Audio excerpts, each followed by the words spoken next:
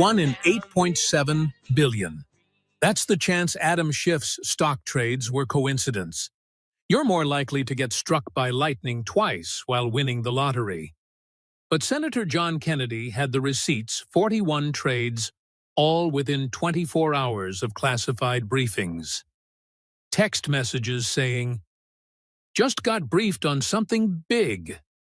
Phone calls minutes after leaving top-secret meetings. 1.5 million day.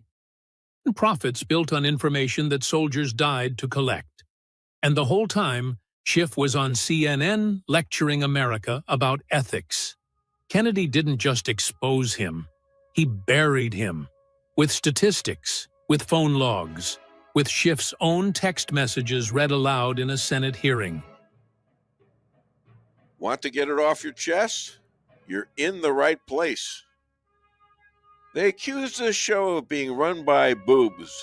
Well, let me tell you about us boobs. We're real and we're spectacular. Want politics and fun, sprinkled with a lot of laughs? Heard in every state in the Union and 1,000 cities around the world. We just finished 16 years of broadcast excellence, now in our 17th year. The Dave Weinbaum Show is streaming live all over the world.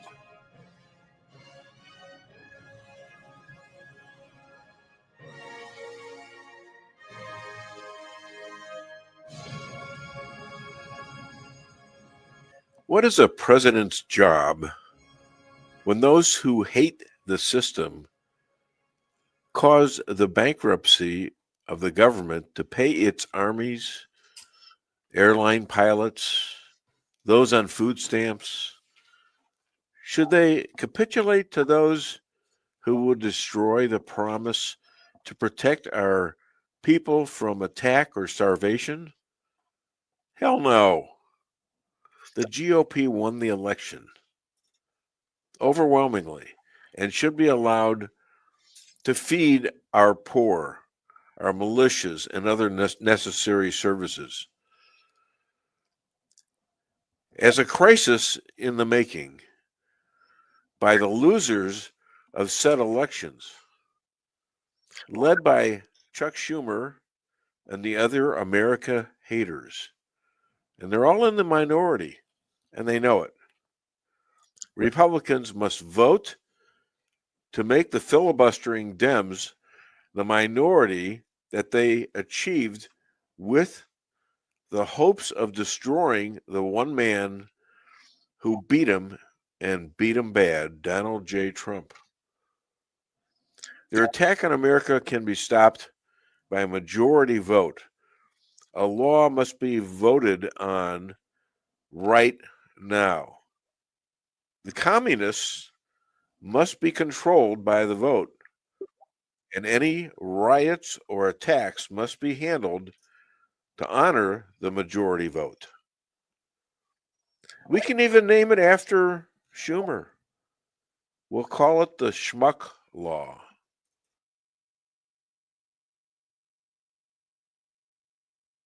"I'll bet you are," Kennedy said so softly that only the front row caught it, then louder. "Representative Schiff, how long have you served on the House Intelligence Committee?" 17 years, Senator." 17 years. That's quite a tenure. You must have received a considerable amount of classified briefings in that time." "Thousands," Schiff confirmed. "It's part of my responsibility." "And you understand the rules governing classified information. The restrictions on how it can be used." Schiff's spine straightened slightly. His lawyer radar was pinging. "Of course. I've held a security clearance for nearly 2 decades. I understand both the letter and the spirit of those regulations." Okay, trick or treat. I know. That was last show's monologue. Okay, and you know what? I was wondering about it all week long because It's the same stuff that was old even on October 31st. All right. Otherwise, I would have done a whole new monologue. What am I going to talk about, though? The country's still shut down by Schumer.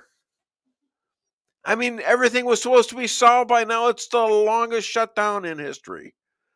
And if you're also wondering, I've got so much stuff on my mind, and yet it's my birthday tomorrow.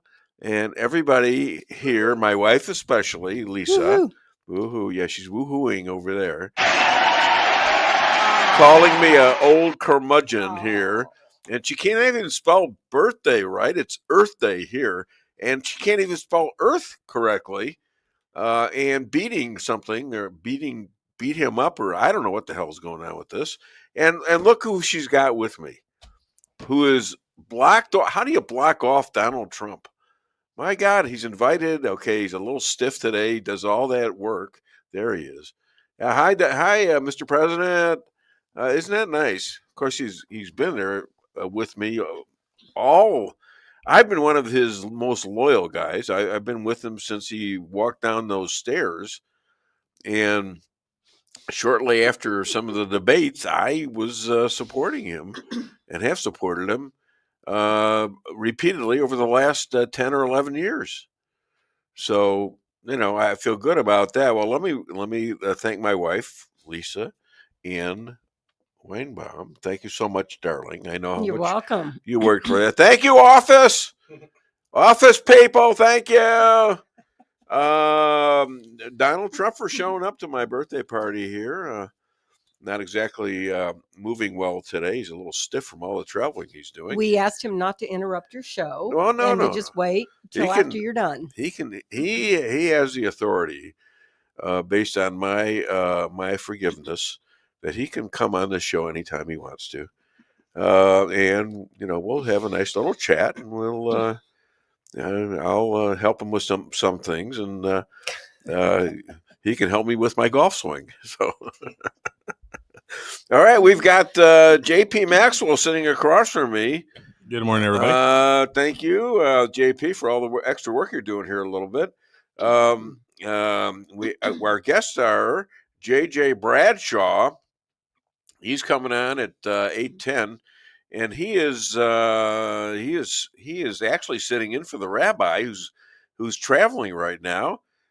We've got Chris Adamo coming on at 9:30.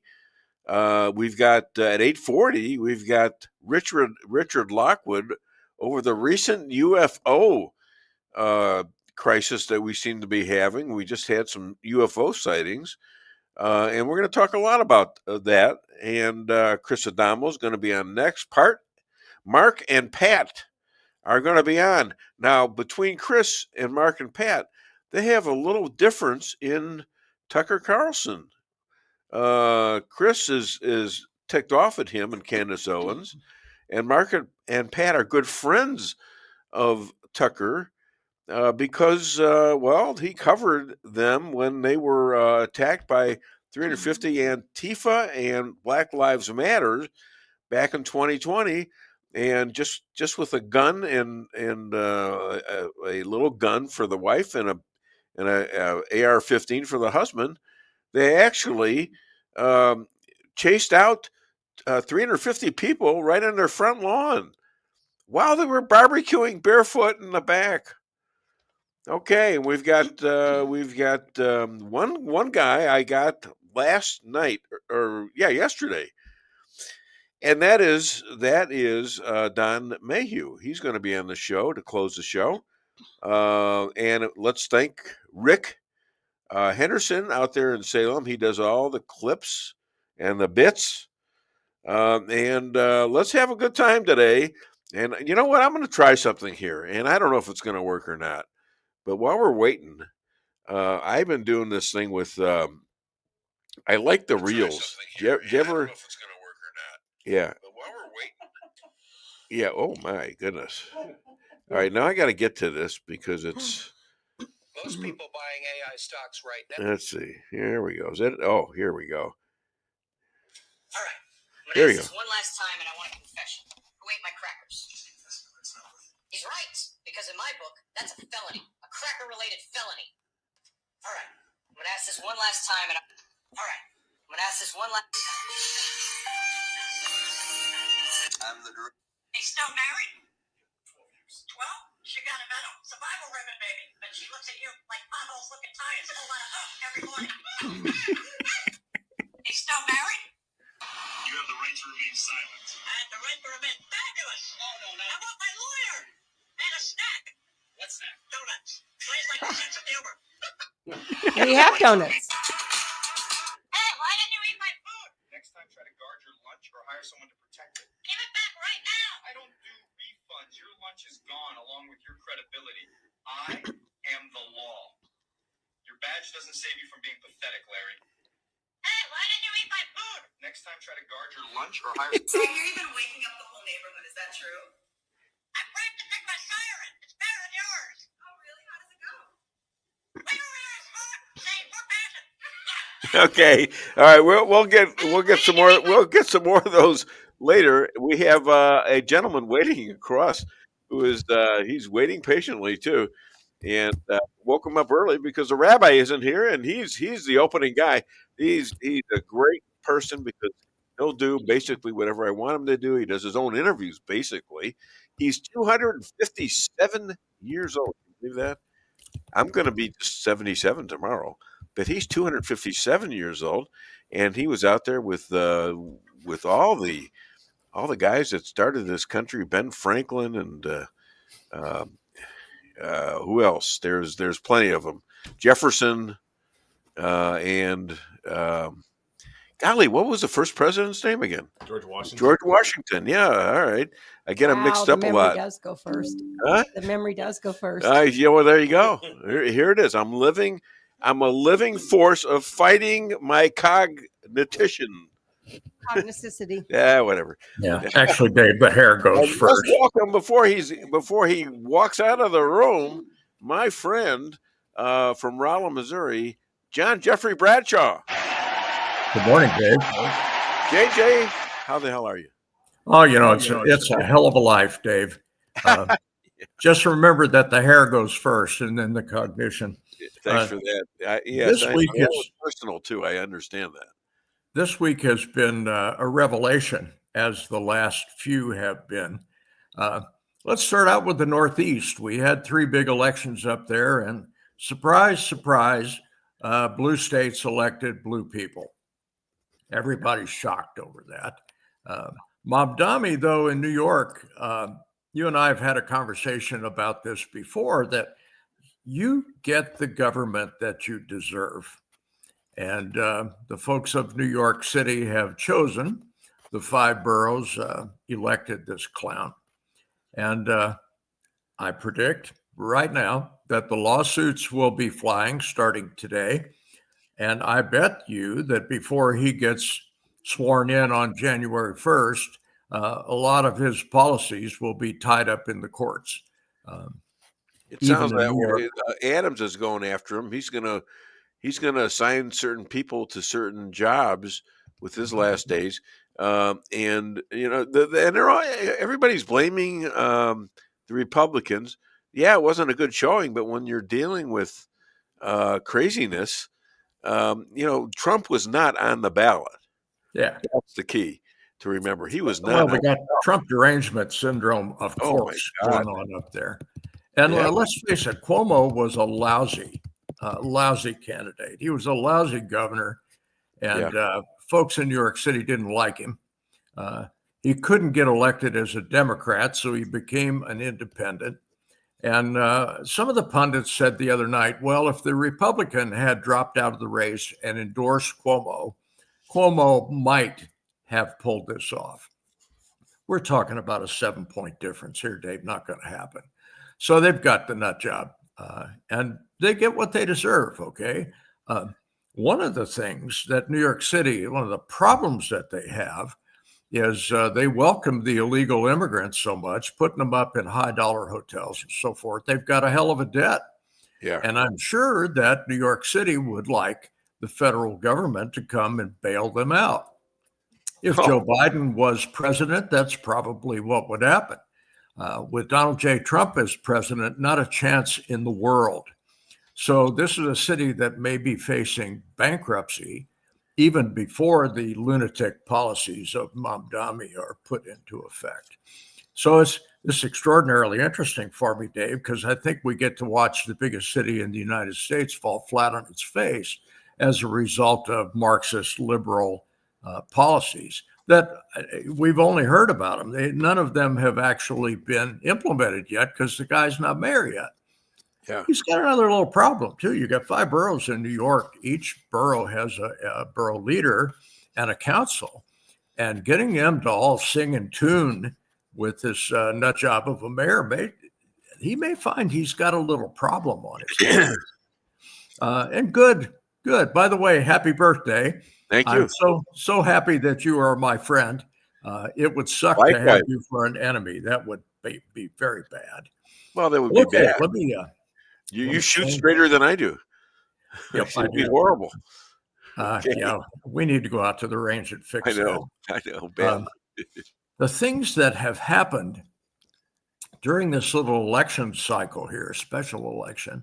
Let's talk about California Proposition 50 for a moment, which was a constitutional amendment in California by the previous constitution. Redistricting was done by a bipartisan committee, and some Republicans, some Democrats, at least ostensibly, this would be a pretty non-political outfit. Well, that didn't fit Gavin Newsom's idea, and it didn't fit the California legislature's idea. So Sacramento came up with this great plan that let's let the legislature do this. So Proposition 50, since it passed, allows the California legislature to redistrict. Now, how bereft is this thing of problems there? You got a majority of Democrats that are going to redraw the lines so that there will be more Democrats. So California, if this goes through the way the pundits have been predicting, California will end up with another 5 or 6 or 7 seats in the House of Representatives. Right. Well, of course, that's what they do. Right up Gavin Newsom's playbook. Yeah. This is a little bit of a problem. Did you say what James Carville, the Carville, ancient the ancient warrior of the Democratic Party, said about the elections? Did you see that? I'm sure that I did, but I don't recall which conversation you're talking about. He's commenting about the election, and he's laughing about the guys, some of the people that got elected. Some were against the transgender laws, that they believe it's okay for men to play against women, things like that. And Carville talked a lot about the election in terms of, well, this is so bad for the Republicans, and he's laughing at it. And I'm wondering to myself, because women voted largely for Mamdani, but he's saying, and he's having a good time with this. And the guy I was watching, a guy who's got a show about 3:00. I forget his name. He's out of Texas now. He's on Fox, but he says, I don't look at this as a great thing for the for the Democrats, because they're actually voting and loving communists in government and restrictive people everywhere else. Restrictive people. Who would restrict women from their own sports. Let me give you some of the subtlety of this, Dave. Yes. If you recall, people like Ilhan Omar were standing behind this guy, but the other Democrat leadership were late in the game to endorse this guy. Yeah. And now the problem is, now that he's in power, all of the awful stuff that he's going to end up doing, he ends up being the de facto leader of the Democrat Party. Exactly. This is not a good thing for them. that's what Carville was getting at, is that do you really want a Marxist, an avowed Marxist, to be the titular head of the Democrat Party? I'm telling you, the rank and file Democrats don't like that very much at all. The moderates don't like that very much at all. So you've actually endorsed the far left end of the Democrat Party. What's that going to do in the midterms? I would suggest that the Democrats are going to have some problems in the midterms as a result of that de facto endorsement. Yeah. So yeah, it's a strange world we live in, Dave. I never thought it'd be quite this way. I wonder sometimes if this is some kind of hallucination and I'm going to wake up and normalcy will come back. I don't think so. I think, after all these years, we've been doing this for almost 17 years, and it's not gotten to the point. I used to think I was crazy, but I couldn't see any other way out of this back even in 2013. Would be other than a complete and total revolution. You and I have been talking about this for the longest time. Yeah, and I says I wish I didn't have to say that, but it seems like they want us all dead. If we're for Trump or anyone else, if we're not living the line, towing the line, they're going to send us to camps. It gets weirder and weirder. Yeah, and we're living through this stuff now. I hope this is a hallucination and I wake up and things will be okay, but I've got my doubts about that. And we're talking about the insanity of the elections. Let's not forget Minneapolis. Ilhan Omar endorsed Omar Fateh for mayor of Minneapolis. Now, there's a whole bunch of Somalis up in how'd that work? Minneapolis, and how many of them are actually here legally is anyone's guess. Yeah, but the guy lost. And if you ever watched him speak, and I did, he wasn't a very good speaker. He reminds me of somebody shooting the machine gun on top of a technical Toyota truck in some war somewhere. A skinny little guy with a too big head. And, he lost. Who did he lose to? Because he was a lousy candidate. Wait a minute. Who did he lose to? He lost. Let's see. I've got that name, Jacob Fry. Right. And he lost to a Jew who was the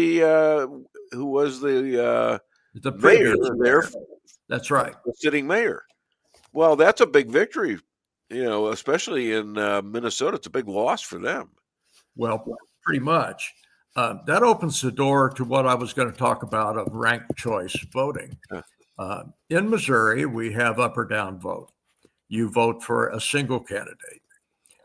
Minneapolis uses ranked choice voting. Well, okay, what is that? When you go to the polls, you select your top 3 or 4 candidates. You may only like one, but you'll put another candidate in second place, another in third, another in fourth. And if no single candidate gets 50+% of the votes, we kick the guy on the bottom of the list out and we roll through this thing again and again. Why? And again and again. Why do we do this? And it's crazy. If you look at this as an individual, and I wanted to vote for Dave Weinbaum, and I ended up with somebody else who was my second or third or fourth choice, aren't I going to be a little unhappy about that? So ranked choice voting, I know some friends of mine are very much proponents for that. But that is, in my opinion, least common denominator voting. And you're maybe getting the lesser of evils, maybe. Oh, yeah. So anyway, this guy, this and it wastes so much time. Nobody's getting the benefits of good leadership when it goes 60, 70 days. How about that? There's so much time to cheat. Yeah. It should be one day. Right? Yeah. One day, give everybody a day off, one day voting, and it's done all paper. Last week, I told you I was going to give you a little tutorial on the filibuster. Yes, please. And I got a couple of paragraphs about that. First off, in our Constitution, nowhere does the word filibuster show up. Right. Our founding fathers had never envisioned that such a thing could happen.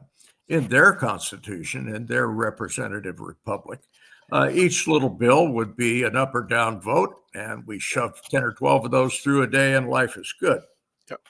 The filibuster was invented in the Senate, and instead of requiring 50 plus votes for legislation to be passed, we make it 60 votes.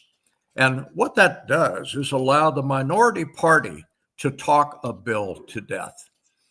They can literally speak for days and days and days and ultimately tie up the Senate so badly that the bill never gets voted on. Yeah. That in a nutshell is what the filibuster is, and that's what the Dems are using right now as their way to obstruct the continuing resolution that was passed by the House. I wonder when this thing is going to stop. I thought it'd be over by now.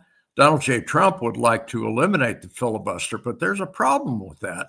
Sooner or later, the Dems are going to be back in the majority again. Yeah. I hope not in my lifetime, but ultimately they will be. And if we eliminate the filibuster, now they use that to their advantage. So, well, they won just 6 months ago. They were voting the opposite. yes. Okay, Well, and the Republicans went right along with him and said, "Okay, fine, let's just work it out." You recognize that the continuing resolution that they're arguing about it vanishes on November 21st. So it's not like we're rearranging the deck chairs on the Titanic here. Well, ultimately, that continuing resolution is going to have to be extended into December or January. But Chuck Schumer, I mentioned this last week, and it's gotten even worse. Poor Chuck has painted himself into a corner. He's bending over backwards for the radical left. And I'm afraid the middle of the road Democrat is saying, what in the world are you doing? Well, he's trying very hard to retain his position, but there's a pretty good chance he's going to get primaried anyway. So he's painted himself in a bad spot.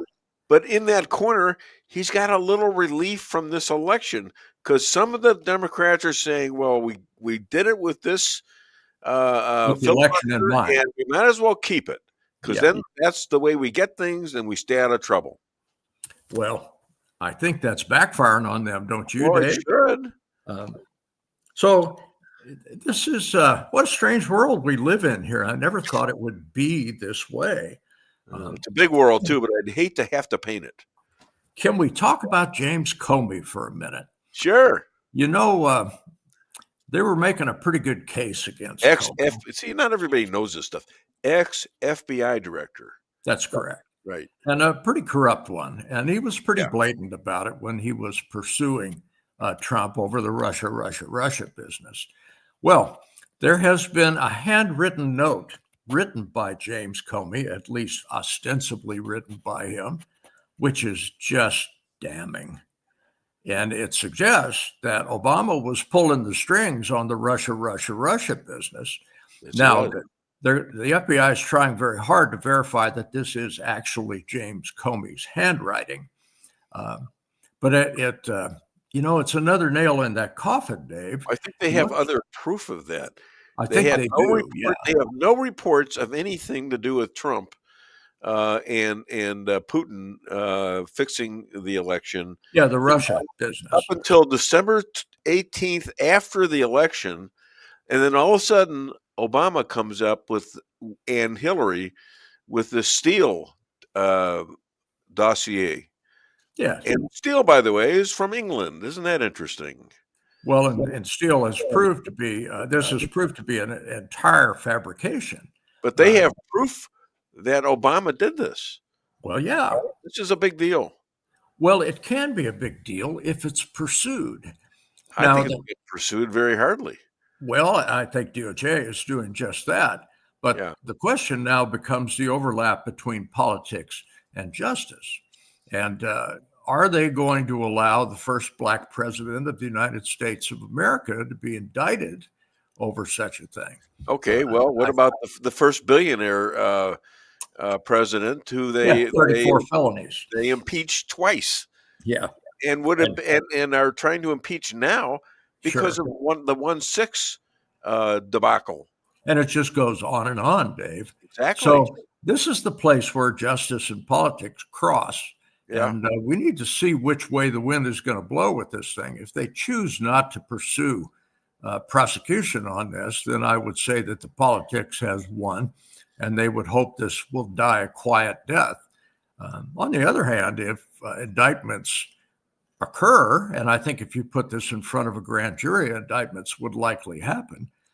Now we've got justice prevailing and politics taking the back seat. Yeah.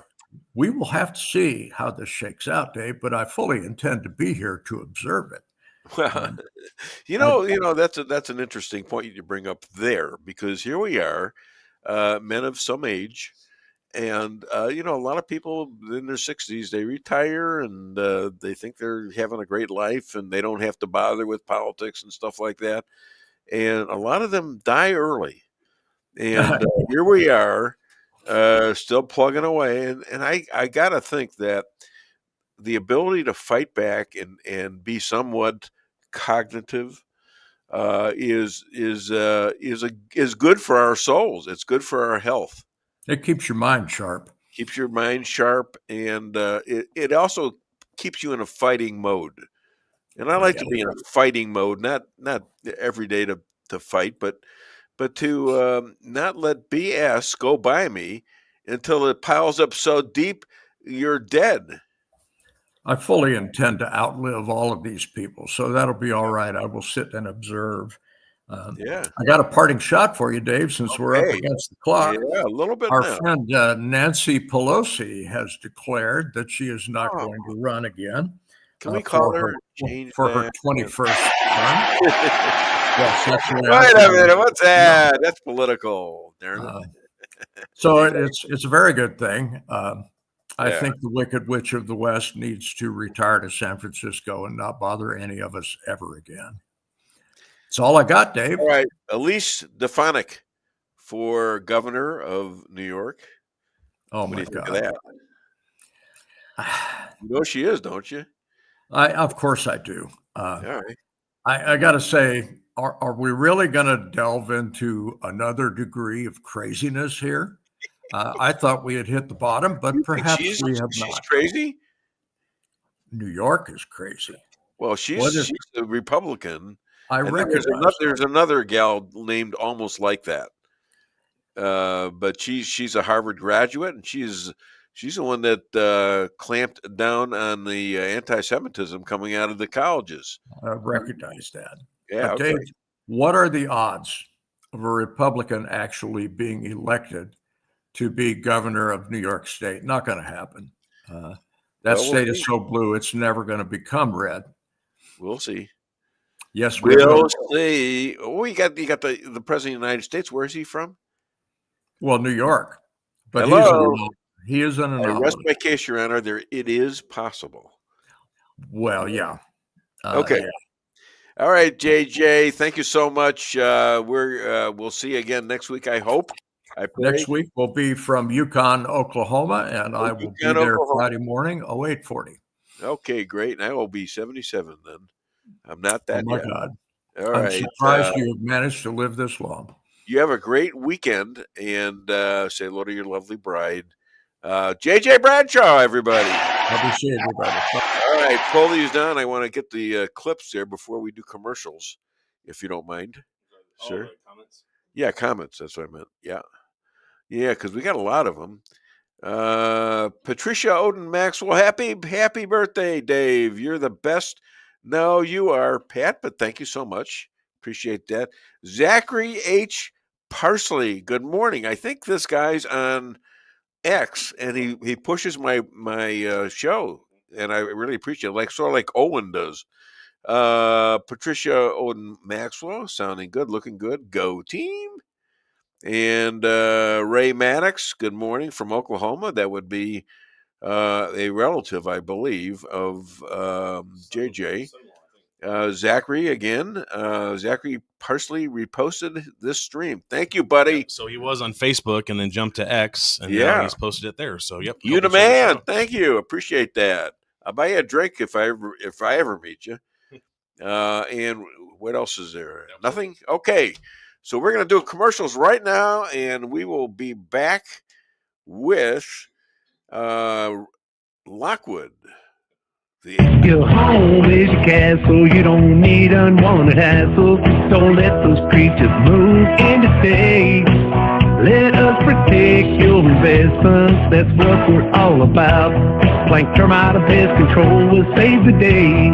Plank is locally owned and family operated right here in Rolla, a Google preferred business. Our customer service and your satisfaction is our #1 goal. So call Plank today at 368-3333.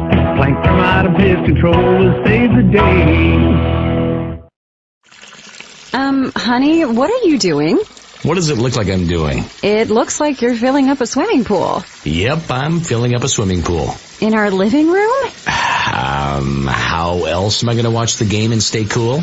If your AC is on the fritz, call Hartley's Climate Control. Hartley's is the area's best in HVAC repairs, installs, and maintenance. Knowledgeable, honest, and dependable. Serving Rolla and the surrounding areas for commercial or residential needs. Hartley's Climate Control. Community born, community raised, community serving. Call Hartley's Climate Control today at 573-368-3163.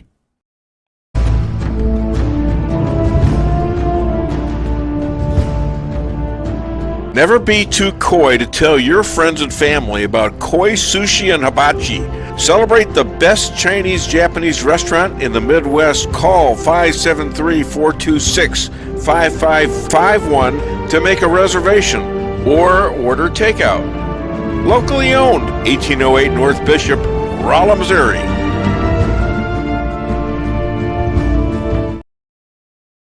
We can sum up McDonald's new crispy chicken sandwich in one word. Crispy, but also juicy and tender. Okay, it's crispy, juicy, tender, all one word. But then, also pickle. Oh, and potato bun, which is 2 words. Okay, we can't sum up our new crispy chicken sandwich in one word, so you'll just have to try it to understand it. Order ahead on the McDonald's app at participating McDonald's. Ba-da-ba-ba-ba.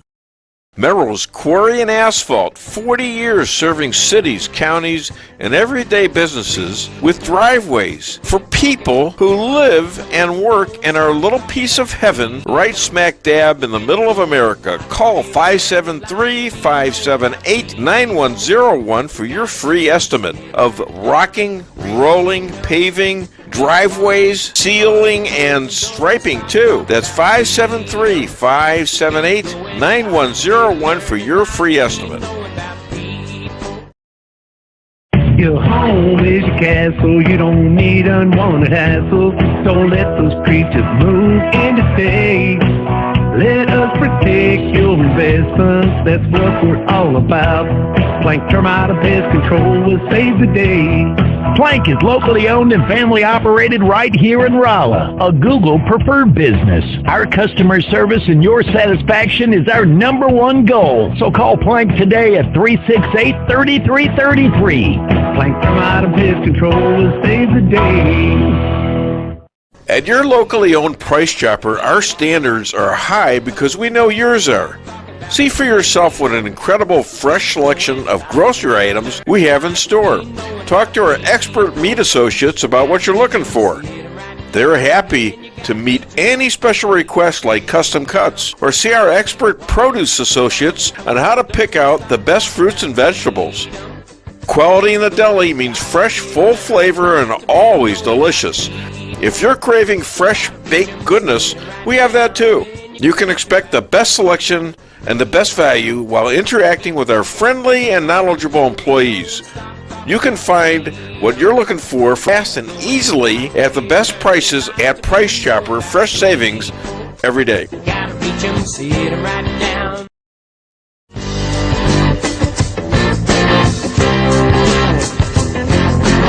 A-Car Real Estate, where experience matters. 532 million sold since 2003, the #1 sales volume in Phelps County. As a client for decades, I can say they are the best in mid-Missouri. Call 573-368-7355. That's 573-368-7355 for the best real estate experience you'll ever have. Gotta reach 'em, see it right now.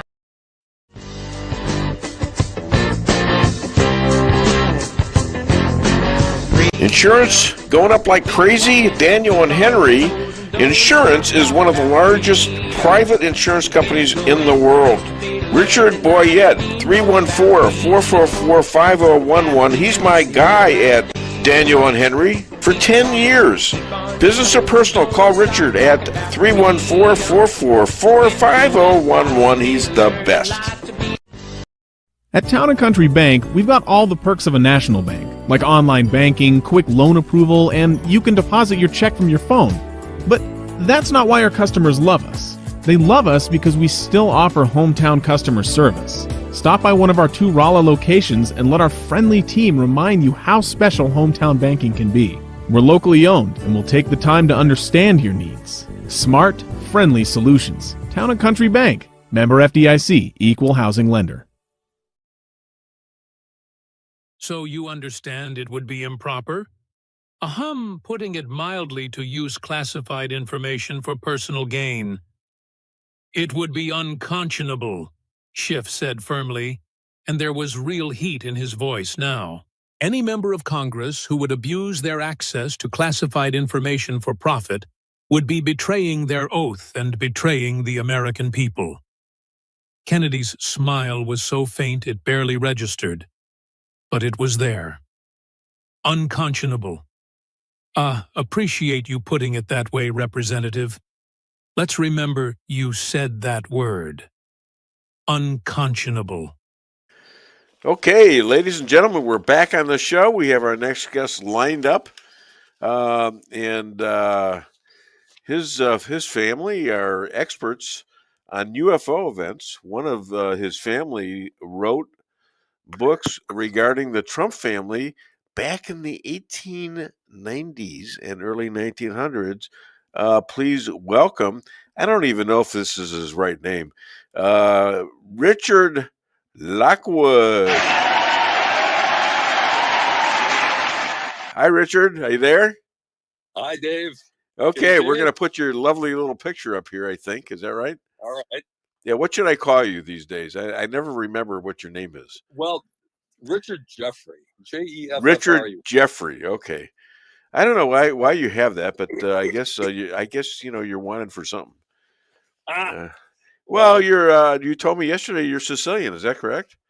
I am Sicilian. Yeah, and you're living in Chicago. You know. Chicago. Yeah. Don't forget it. What's your favorite Italian restaurant there?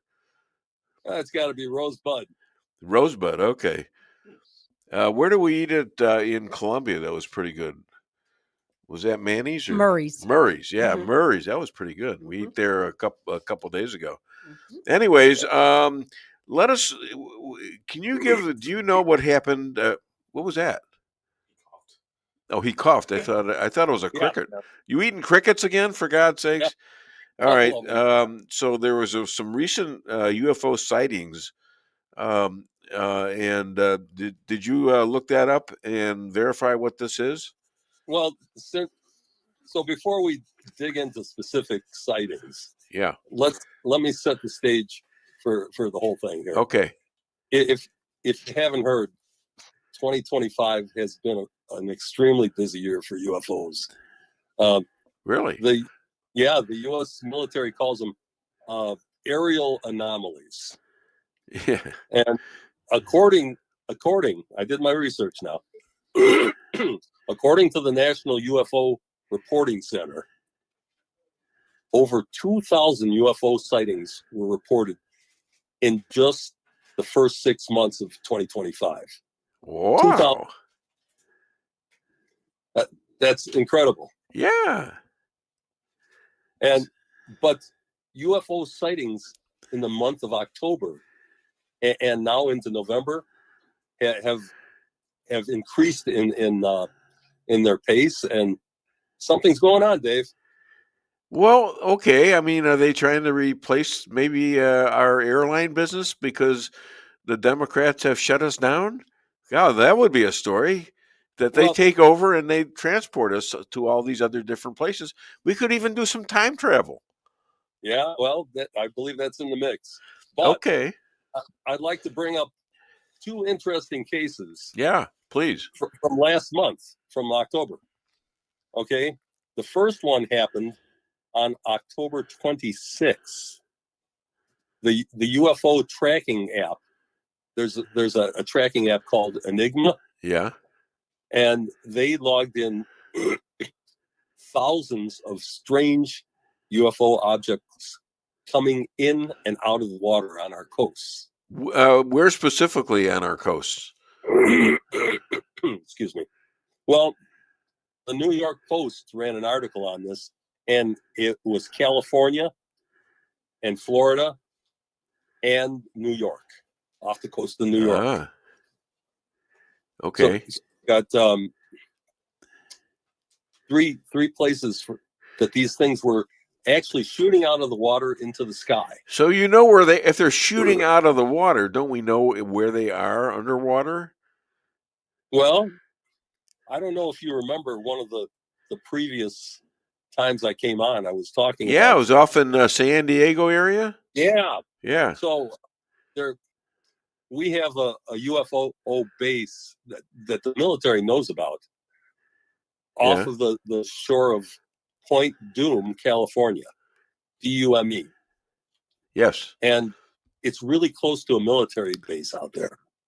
And that's where we keep our nuclear subfleet. So is there any contact with anybody from that? I mean, there has to be. Well, I can look out my back window here of my office. You can see the back. You can see San Diego from your back window. No, I can see Argonne. Wow, you're in the man. Oh, that's really cool. I can see Argonne National Laboratory, and I've got many from there. You got what from there? Many friends from Argonne National Lab. Okay, tell us what Argonne National thing does. That is a place where they do high tech research on power, batteries, all types of things relating to space travel. Yeah. And they meet with me occasionally, and I've heard that U.S. military is in constant communication with that UFO base in California. And okay, why don't we know about this? Why is it such a big secret? They don't want it. They don't want to let it out. It's they think it's national security. You know, if they let it out, that would be bad for national security. Well, I'm scared to death now, and of the Democrats. How much more could I be scared of the UFOs? Well, if you know how many Chinese students are here in the United States on visa, and all of them are members of the Communist Party. Yeah. You would start to be more frightened. Okay. So obviously everybody's looking into this. Everybody's looking into this. I'm sure China is, and all the other countries are doing it. I'm sure Israel is. I'm sure all the Middle East, Russia, they're all looking into this stuff, aren't they? We are working hand in glove with Israel. I hope so. As a matter of fact, we have a number of Israelis right here at Argonne National Lab. Oh, really? Okay, that's interesting. Yeah. That's interesting. There's all sorts of stuff going around about Charlie Kirk and his wife and the way he was killed and all that. And Tucker Carlson. And they were saying the Mossad did it. No. Yeah. No. Yeah, and I got a good friend who kind of believes that. He's a good friend of Tucker Carlson's, and that's Mark McCloskey. You know, some of these people are off the deep end. I believe I got him coming on the show. This is going to be very interesting today. Mark McCloskey at 10 o'clock. Like that Candace Owens. I know. I kind of know her too. I mean, I don't know her well, but we've exchanged some messages on X. You know. Yeah, but she's changed. She's entirely changed. Let me tell you about the first UFO event that happened last month. Yeah. Okay. October 26th, a UFO appeared, and it was off the coastline of California, and it was coming in and out, and it's nothing to the government. They know about this. Well, obviously, the people around there know about it too, don't they? Who does? The people who live around that area. Yeah, and everybody took pictures of it because it was so out there. I mean, is there a bar in this naval place where people can go and have a drink with the aliens? Come on. It could be. And then the second interesting UFO case was reported on October 28th. And police officers, this is up in Minnesota, police officers actually observed and photographed a glowing object surrounded by 6 colored rings around the edge of it. 6 colored rings? Rings. So that it had it had a center, and then there were 6 various rings around with different colors. And this was over Minneapolis. Yeah. The thing hovered up there for 10 minutes and then darted off to the west. Wow. And did it make any noise? I bet you it didn't. No. Yeah. It's credible because I've seen one. You know that, right? I've told you this. You did. I did, and it was huge, and it was in the middle of the day in Rolla, Missouri, about 1982, 81. And the son of a gun, I felt it. You know, I was walking to where I was living there, and I felt something behind me. And it was in July. It was like, very hot. And I look up, and there's this huge. It's like I like to say cigar, but it was huge and round, and it was smooth and all that stuff. And I was just sitting there. It looked like it was maybe 100 yards up and 100 yards away from me, maybe 200 yards. But it was plain as day. And it was just sitting there. It's just sitting there, and I'm looking at it, and apparently it was looking at me. And I was the only guy. I'm looking for other people to be, saying, "Are you seeing this?" And waited around for about a minute and a half, and suddenly it disappeared like that. No sound, no nothing. Yeah. It took about a second, and it was gone. Well, you know what? It didn't travel in our time plane. What it probably did is shifted into another dimension. Wow. It didn't even say glad dementia to me. No. What the hell's that about? That wasn't very friendly for that UFO. If you're going to be a UFO and you're going into some kind of a dementia, at least you could say glad dementia. Are there any good bars around there? Yeah, but I broke them all. I broke all the bars. Well, anyway, this sighting that I was talking about is credible because it was Minnesota state troopers that took the photos. Oh, so, yeah, can't dispute it. Well, now, yeah, all right. So keep going because you don't get any of this in the news now. No. I would think as a journalist, you'd want to have this put in the news. You'd want to question the president, even if he denies knowing anything about it. Why aren't people asking about it? You know what? I had to really dig to find this stuff. Yeah. Now let's jump into November. Okay. This one comes from the Hudson Valley region of New York. Yeah.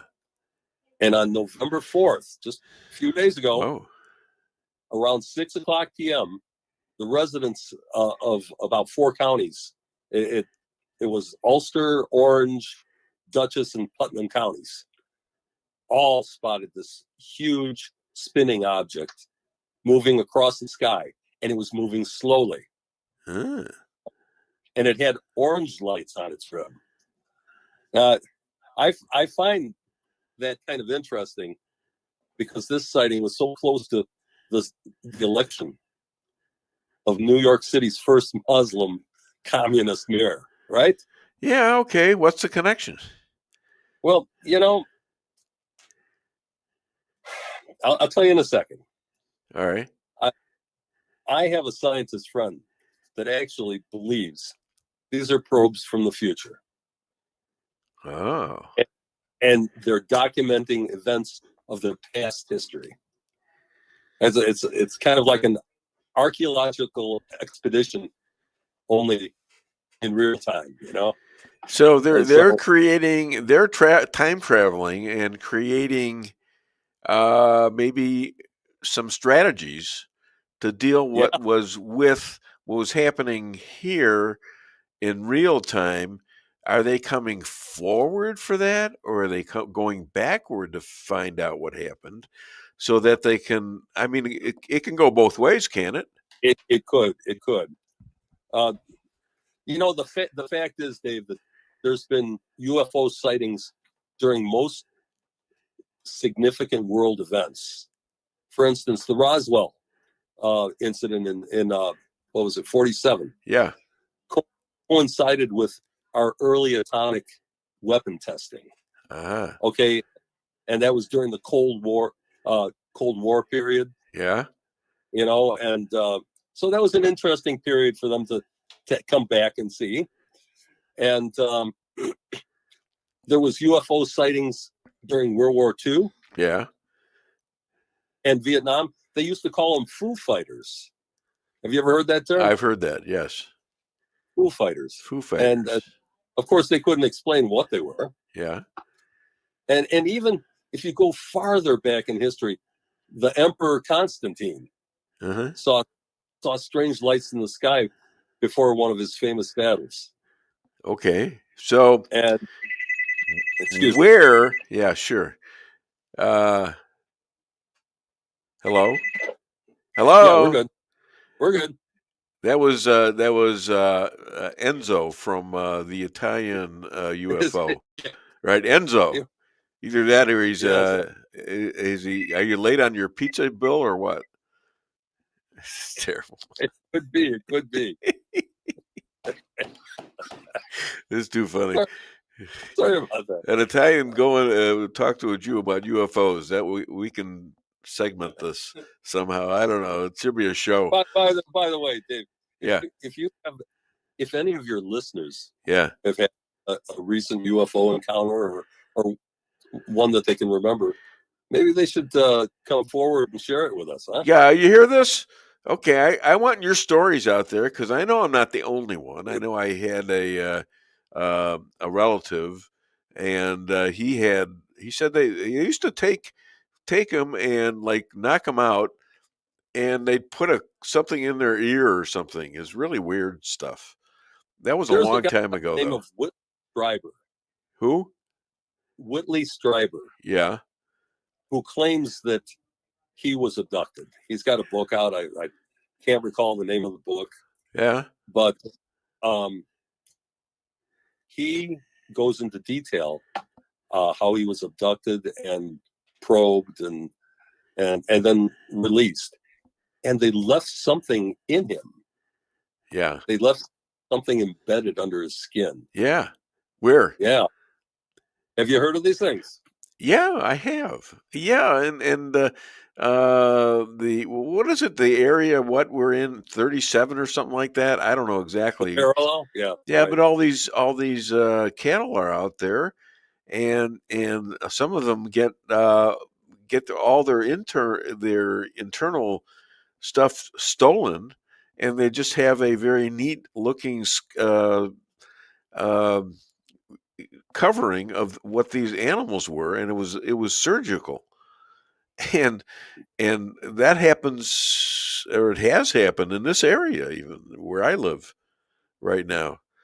So it could be that they're using the genetic material of these animals. Yeah, I would guess so, or they're doing a lot of work on finding out what these animals are, what our diets are like, things of that nature.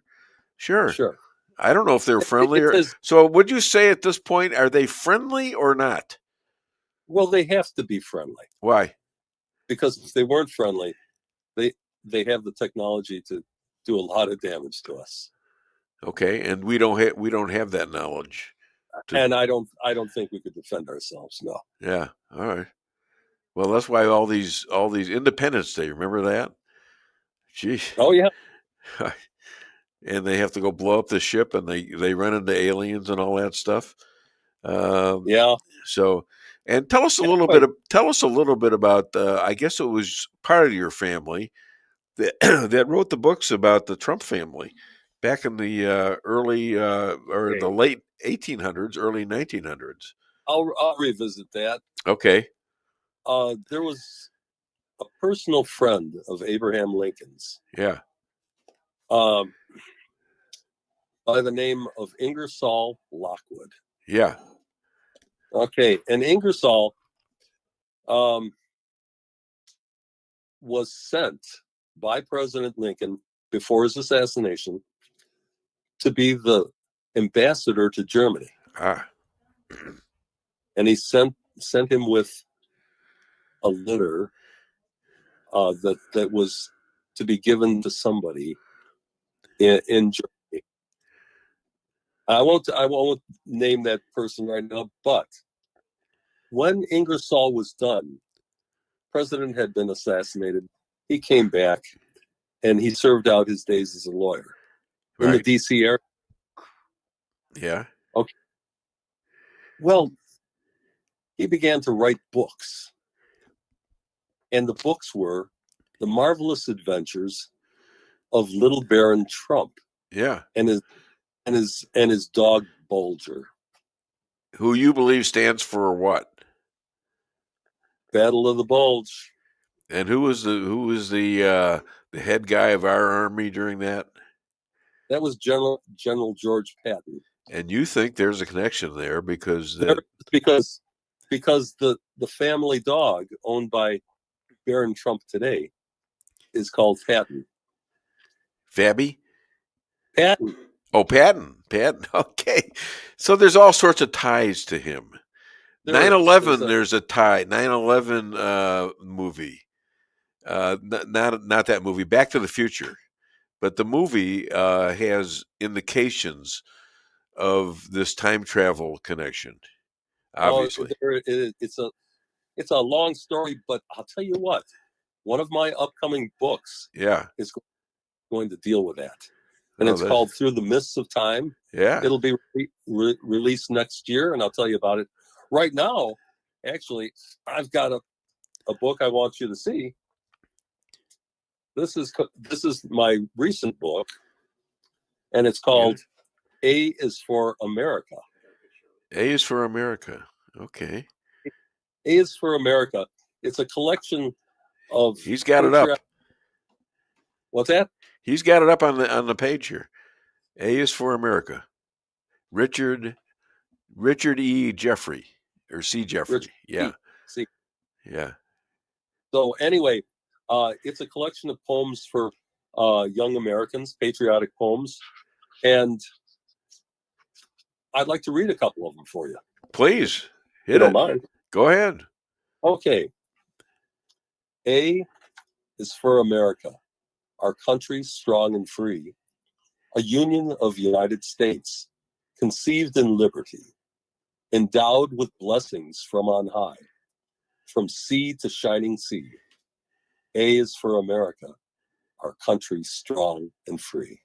That's excellent. Yeah. Well done. Then I do two poems for each letter of the alphabet. The next one is A is for Abe Lincoln, our president so brave, who fought against the rebel states when unity did cave. He then proclaimed that freedom's hour had come for every slave. A is for Abe Lincoln, our president so brave. And another home run. A nice picture that goes along with it. Yeah. So if anybody's interested in this is a great time to get it, because next year is our 250th anniversary of the United States. And there should be a wave of patriotism. I hope that comes to fruition. Yeah. You can purchase this book at Barnes and Noble online. Okay. And you ought to could get also a connection Amazon. to Charlie's. What was that? TP Turning Point USA. I mean, Yeah. it's getting Oh, into by all the the way, it's getting into all the schools, and I mean, it's incredible what how they're growing right now. I gotta mention, Dave. Yeah. I had the occasion to meet Charlie. Yeah. Okay. Tell me about that. Because his very first turning point was in my hometown. Ah, okay. And which hometown are you talking about now? Lamont, Illinois. All right. And he was a young kid. It was about 2012, 2013, right in there. You know, he's from Arlington Heights, just outside of Chicago. Yeah, but his first turning point office was in Lamont, Illinois. Okay. So he was as old as my daughter, and she knew him. Ah. So I had the occasion to meet him, and I'm going to be sending a book like this out to Erica. Oh, great. And something else I wanted to mention about this book. Yeah. It is dedicated to my nephew. Okay. My nephew, who his name is Andrew. Yeah. And he passed away of a fentanyl overdose. Here's Andrew. I don't know if you see his picture. But let me read a little bit of this to you. Go ahead. This book is dedicated to my nephew, Andrew Narrow, who at the age of 21 lost his life to an overdose of the deadly synthetic opioid drug, fentanyl. Andrew was an intelligent young man who loved his country and its people. His young life, with all its potential, was taken from him one night. I must tell you that he and his best friend died together. And his parents are still devastated. Oh, I'm sure they are. My God, that scares the hell out of everybody. And so I'm trying to draw attention to that crisis. Hello? Yeah. Can you hear me? I can hear you, but somehow I lost the picture. Oh, there it is. Oh, okay. Anyway, I am overjoyed that President Trump is actually taking measures to stop the influx of fentanyl into this country. Yeah. Yeah. And a lot of people in the Democrat Party are having a hissy fit because they say it's non-constitutional or stuff. I mean, every time they come down on something, it's against the American people. Sure. Because Trump is for the American people. So everything he does is against what they want, which is they want to be in charge of everything we do. And they want to be in charge of everything we think. Exactly. Well, that's what communists want. Yeah, exactly. Exactly right. Now, down in our southern border, we have a young woman, is a Jewish young woman, who's the Mexican president. Scheinbaum. Yeah. And she's a far leftist. Yeah, she's scared to death down there, I am sure, because now she's starting to back the terrorists, back the Mexican cartels, because they have total control over her. It's like they control the country of Mexico. They control control the government. They control the police departments. And for a while, and they control to a certain extent the Democratic Party. Oh, they do. Well, did you notice that when the last president, Biden, yes, yeah, your favorite, when the last president was in office, he allowed a free flow of drugs across the border. Let's forget about people. Right. There was a free flow of drugs into our country, killing our people. So I think there that the still Democrats is, and Trump is fighting that. And what else can he? I mean, the guy is doing a lot of great stuff. All right, from stopping wars, especially the Israeli war, getting he got another Abraham Accord country he yesterday. did. Kazakhstan, Yeah, I believe, came aboard. Yeah. There's nothing that he can do that the Democrats would approve of.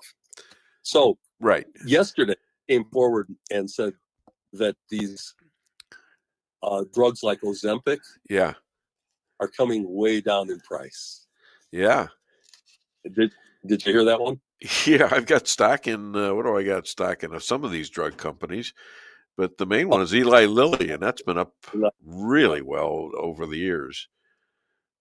Well, anyway, so now we're going to be paying what the rest of the world is paying. Yeah. And the Democrats don't like it. They want us to double up on something else that doesn't work, and that would be Obamacare. Here's their thought process, Dave. Yeah. They think that because we are the wealthiest nation, it's unfair for us to pay the same price. Yeah, well, yeah, right. Yeah, they want us all on the side of whatever they can charge us is okay, and we don't get the tariff. Even the Supreme Court is being a little shaky on tariffs.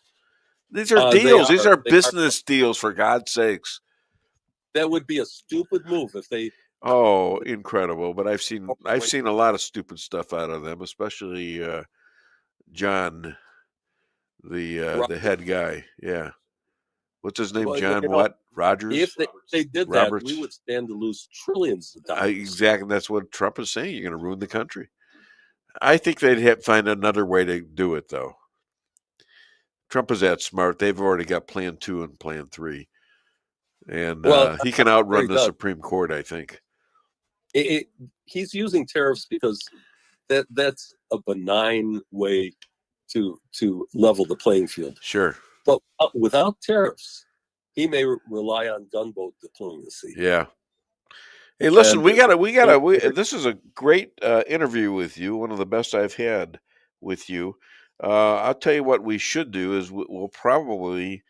I think I'm full next week. This week, for some reason, I couldn't get them all. I was doing other stuff earlier in the week. Anyhow, I think we're going to end this, and I'll get back to you. Probably be a week after this one coming up. Other than Dave Weinbaum Show, where can people find you and buy your book? Well, once again, yeah, the book can be purchased at Amazon.com. It could be purchased at Barnes & Noble online. And it also can be purchased at Liberty Hill Publishing. And it's Richard C. Jeffrey, right? Yes, Richard C. Jeffrey. Yeah. And A is for America with an exclamation point. Yes. And the statue. Don't forget It's a beautiful rendition of Lady Liberty. There you go. And I encourage everybody to get it. One of the other reasons I wrote it was for homeschoolers. Okay. I have a couple friends that are homeschoolers, and each of these little poems that I wrote can be springboard topics for them to teach their children. Yeah. Okay. So A is for Abe Lincoln. Then they can talk about Abe Lincoln for a while, find out who he was and what he was connected to. Right. You know what? This goes across the board. I've got Kennedy in here. I've got let's see, Harriet Tubman. Yeah.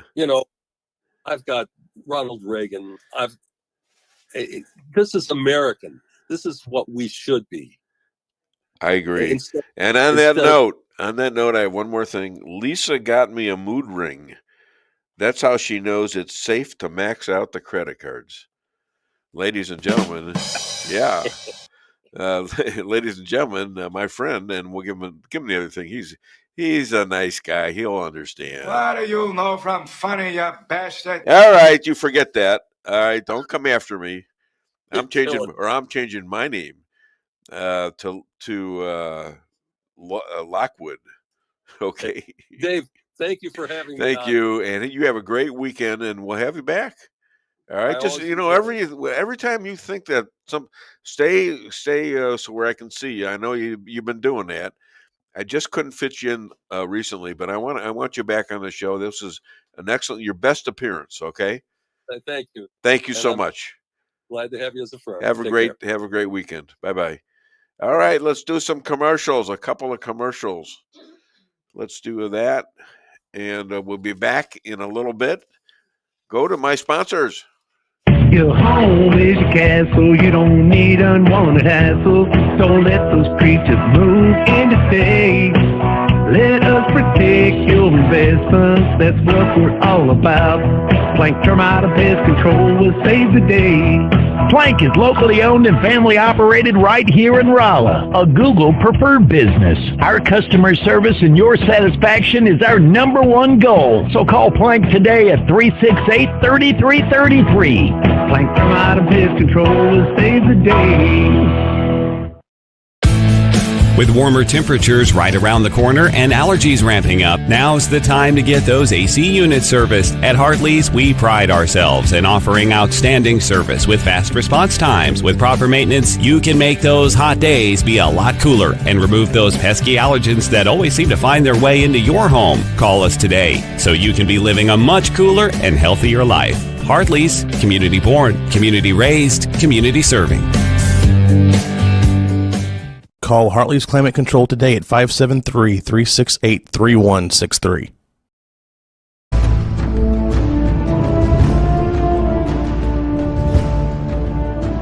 Never be too coy to tell your friends and family about koi sushi and hibachi. Celebrate the best Chinese-Japanese restaurant in the Midwest. Call 573-426-5551 to make a reservation or order takeout. Locally owned, 1808 North Bishop, Rolla, Missouri.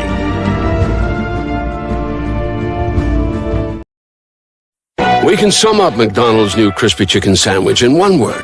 Crispy, but also juicy and tender. Okay, it's crispy, juicy, tender.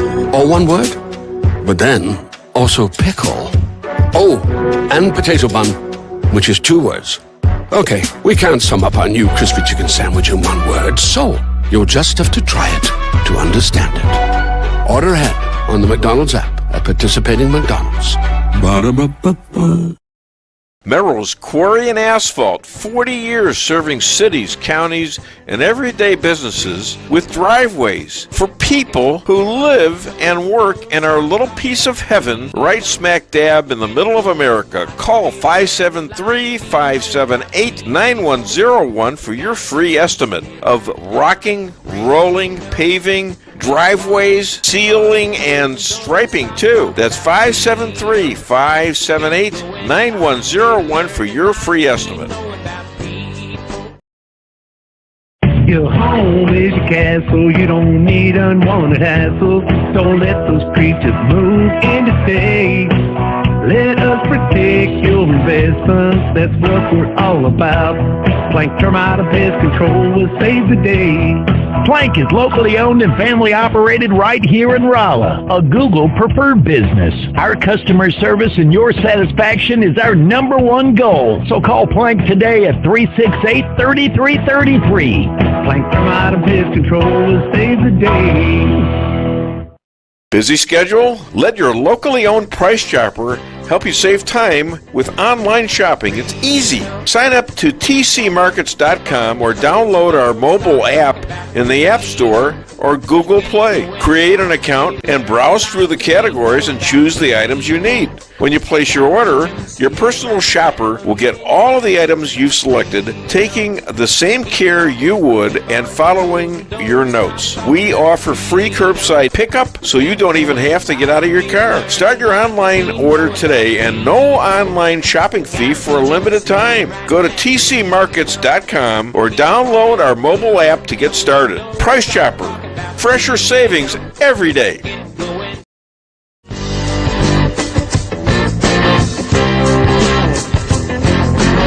A-Car Real Estate, where experience matters. 532 million sold since 2003, the #1 sales volume in Phelps County. As a client for decades, I can say they are the best in mid-Missouri. Call 573-368-7355. That's 573-368-7355 for the best real estate experience you'll ever have.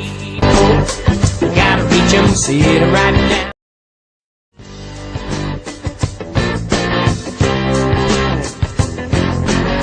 Insurance going up like crazy? Daniel and Henry Insurance is one of the largest private insurance companies in the world. Richard Boyette, 314-444-5011. He's my guy at Daniel and Henry for 10 years. Business or personal, call Richard at 314-444-5011. He's the best. At Town & Country Bank, we are committed to providing exceptional service to our customers. We do more than just provide loans for our community. We help make dreams become reality. Whether it's a new home, farm, business, or a new car, we would love the opportunity to help. Stop by one of our 2 Rolla locations and let our friendly lending team remind you how special hometown banking can be. Smart, friendly solutions. Town & Country Bank, member FDIC, equal housing lender.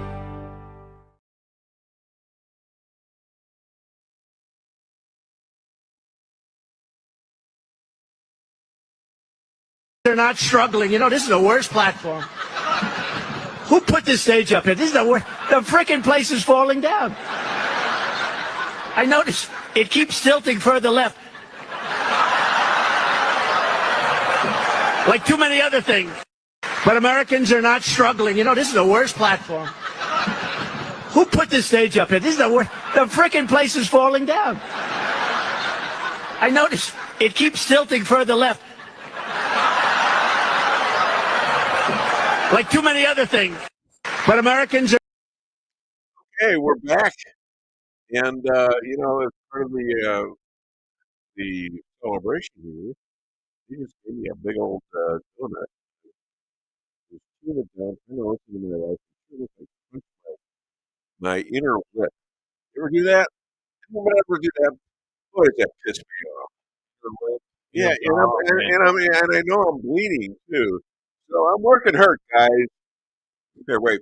I don't know. Did I film this? Just a little thing. This is very interesting. Yeah, there. Please don't cry in front of President Trump. Oh, no, I'm throwing myself up as a tough guy. I'm bleeding and I'm still in it. Dang it. I'm not going down. 77 years experience 77 of years. chewing food. So now what you got to do is just like when they shot at Trump, they got to put this stuff in. All the times I fought and got a fat lip, well, some of that is routine. I still bite my lip. Especially when you're interrupting me while I'm trying to eat a donut and get it before the commercial is over. Oh, my God. Okay, listen to me. We have, now what did you say about people to be notifying me about what? Somebody told me that I should be notified about what's going on about no, they're drawing nothing here. We need more Yeah. food. Right. Well, first of all, we need to give out our phone numbers. Somebody else called us. You know who that was? Oh, I think that was Adolf. We can call him back. Yeah, call him back. Interview. Yeah. And if you want to call the show, 573-578-2700. Get it off your chest. And what else you want to do? What else can you do? You can also comment on Facebook, X, YouTube, and on Rumble. Yeah, and we'll try to our very best to answer everybody. Doesn't always work out. You know, you get tied down with you got clock limit. We're gonna call Adolf right now. He's a good friend. Maybe Joanne. We'll see if he gets the phone. He probably won't because we can pick up the one. But you never know. I'm bleeding and I can't get up. Hello? Good morning. Hi, I'm bleeding and I can't get up. Oh. Did Did you ever? You're eating something and everybody's trying to get you to do something else. Yeah, it's my wife's fault. What? You heard me. I'm trying to eat this donut because it's my birthday, and I crunched my lip, my inner lip. Now I'm bleeding. I wasn't the one operating your teeth. You were disturbing me. Well, it's tomorrow. It's my birthday. We got a picture of Trump up here.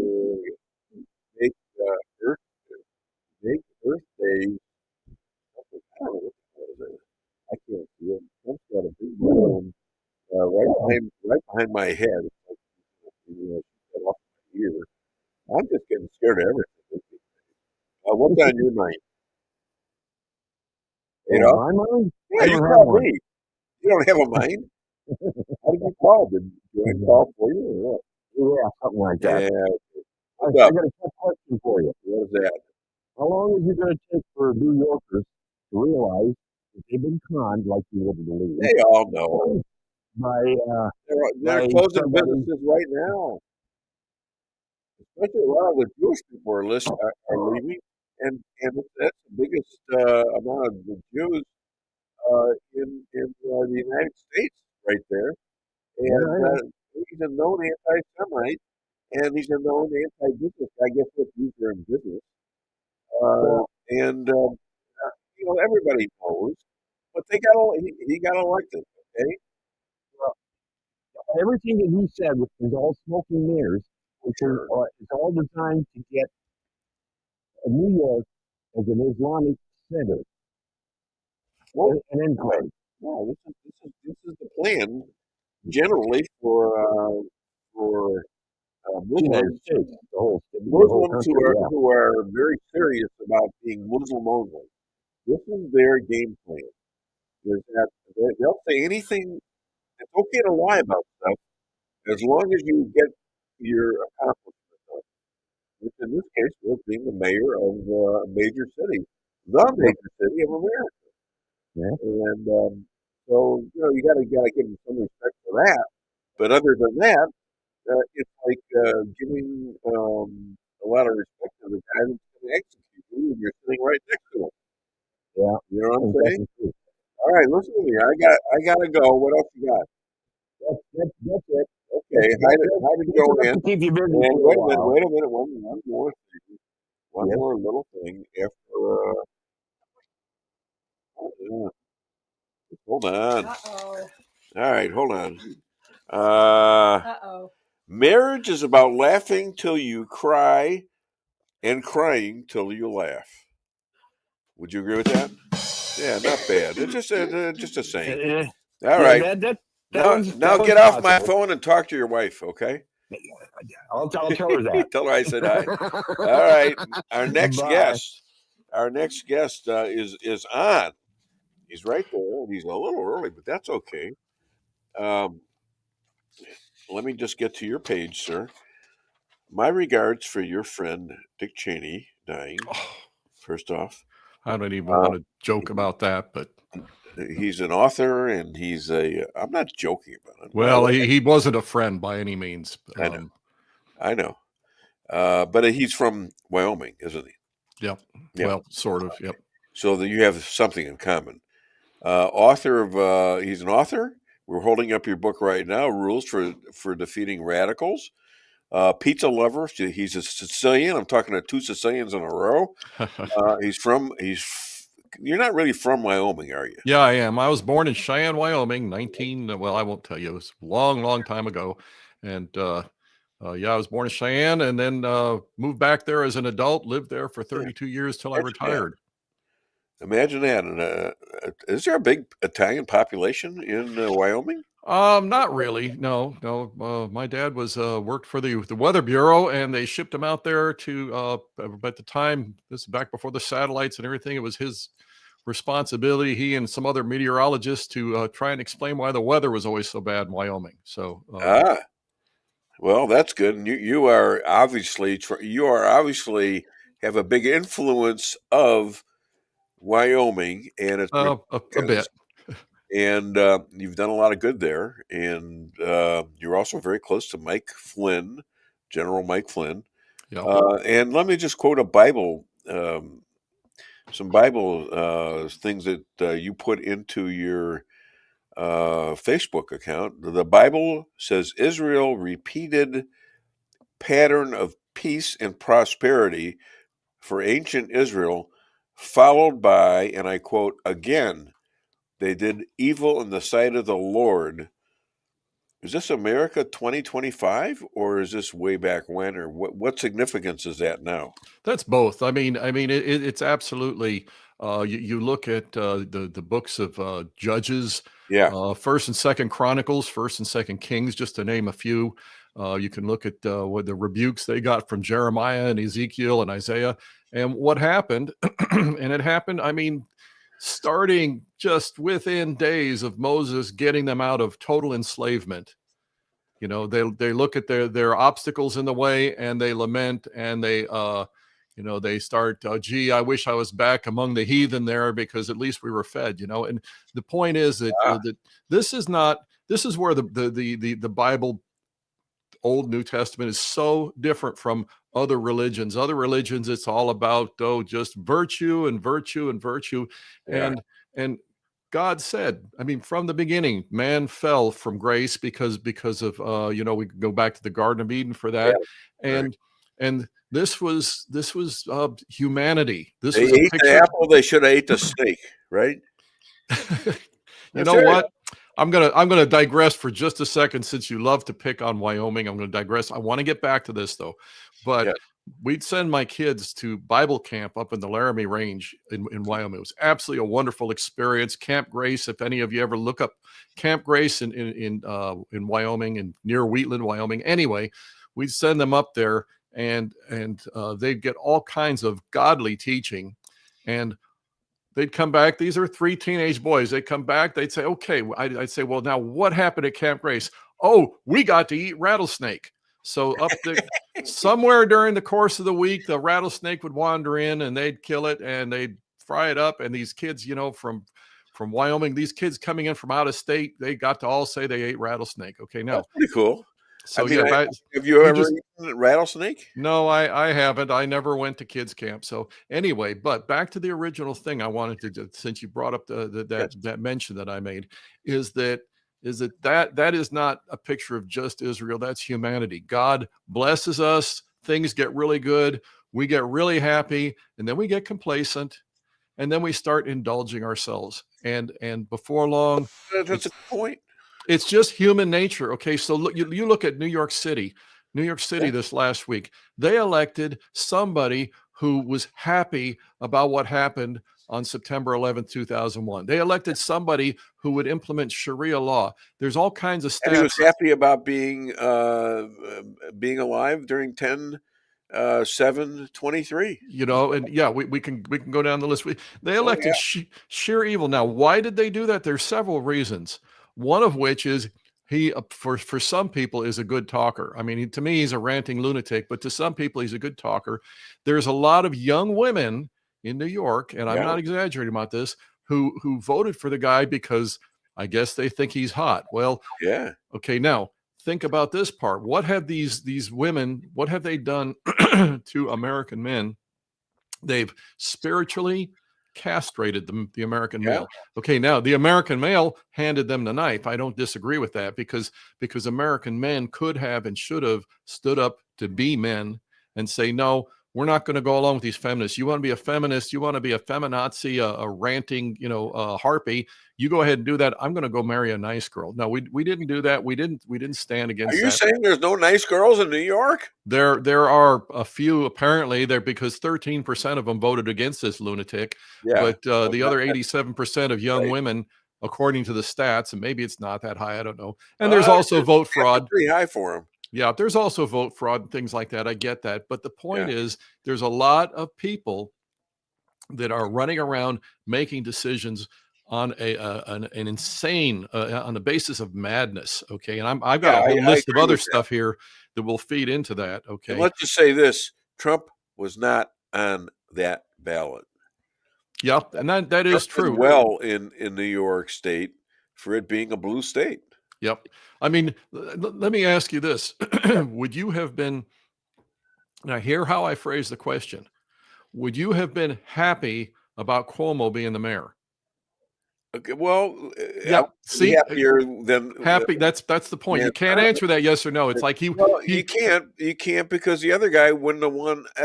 Sleeway would have been fine too. Yeah. My point is what we're looking at is total madness versus we don't have great leadership in New York. And when was the last time we did? I think it was Rudy Giuliani. Exactly. This is my point. We can't look at this situation.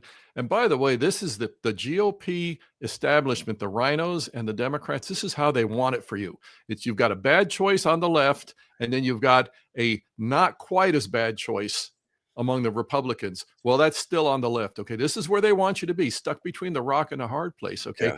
If we had good choices, then all of a sudden that resounds. If you remember, I'm going to always go back to this because we should never forget this. 2016. Yeah. The Republican Party chose a nominee before the primaries ever began. And this is the future of the GOP was Jeb Bush. Okay. Yeah. If they had done that, we would have lost every election since then. But this is how they see it. Because if you get Jeb Bush in there, we can play politics and not really ever have to accomplish anything because nobody will ever expect anything. And we can keep our game going. And that rabble on Main Street, they don't matter. You and I have talked about another gentleman, Joe Severino in Illinois, who's a staunch, outspoken conservative, and he's running for governor. He's got the needed signatures just in the last week or two. He got the needed signatures to be a Republican candidate on the ballot. Okay. And the party establishment in Illinois, they have several Jeb Bush candidates that they're pushing really hard for. They're doing everything they can to shut Joe out. Why? Because if he gets in, they're actually going to have to govern, and they don't want that. Yeah.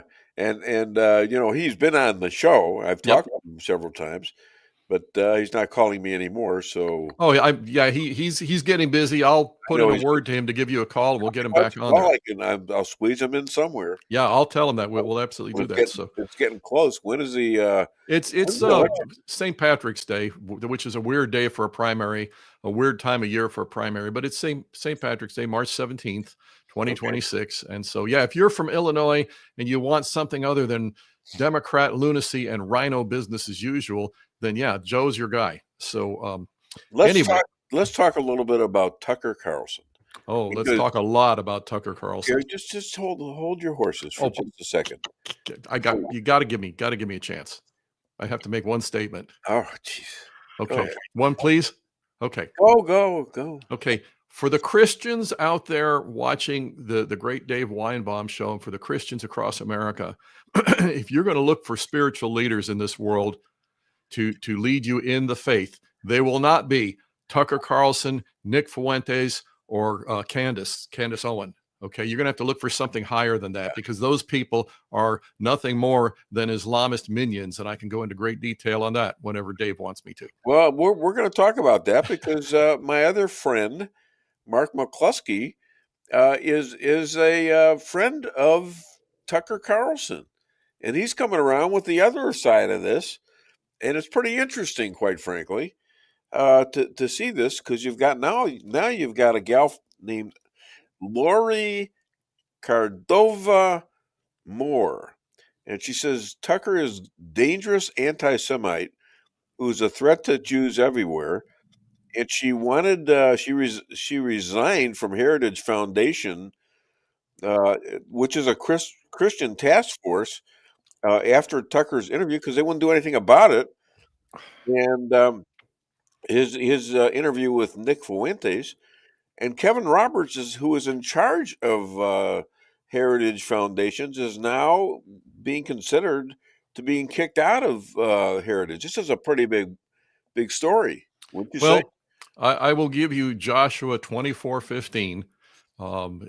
He's talking to, again, the ancient Israelites getting ready to head into the promised land. And he said, I'm paraphrasing a bit here. He said, you can go back to Egypt, worship their pagan gods, live in what their enslavement, what some of you seem to think was comfort. You can do that, or you can follow God and go into the promised land. And he said, as for me and my house, we will serve the Lord. You choose you this day who you will serve. But as for me and my house, we will serve the Lord. Okay.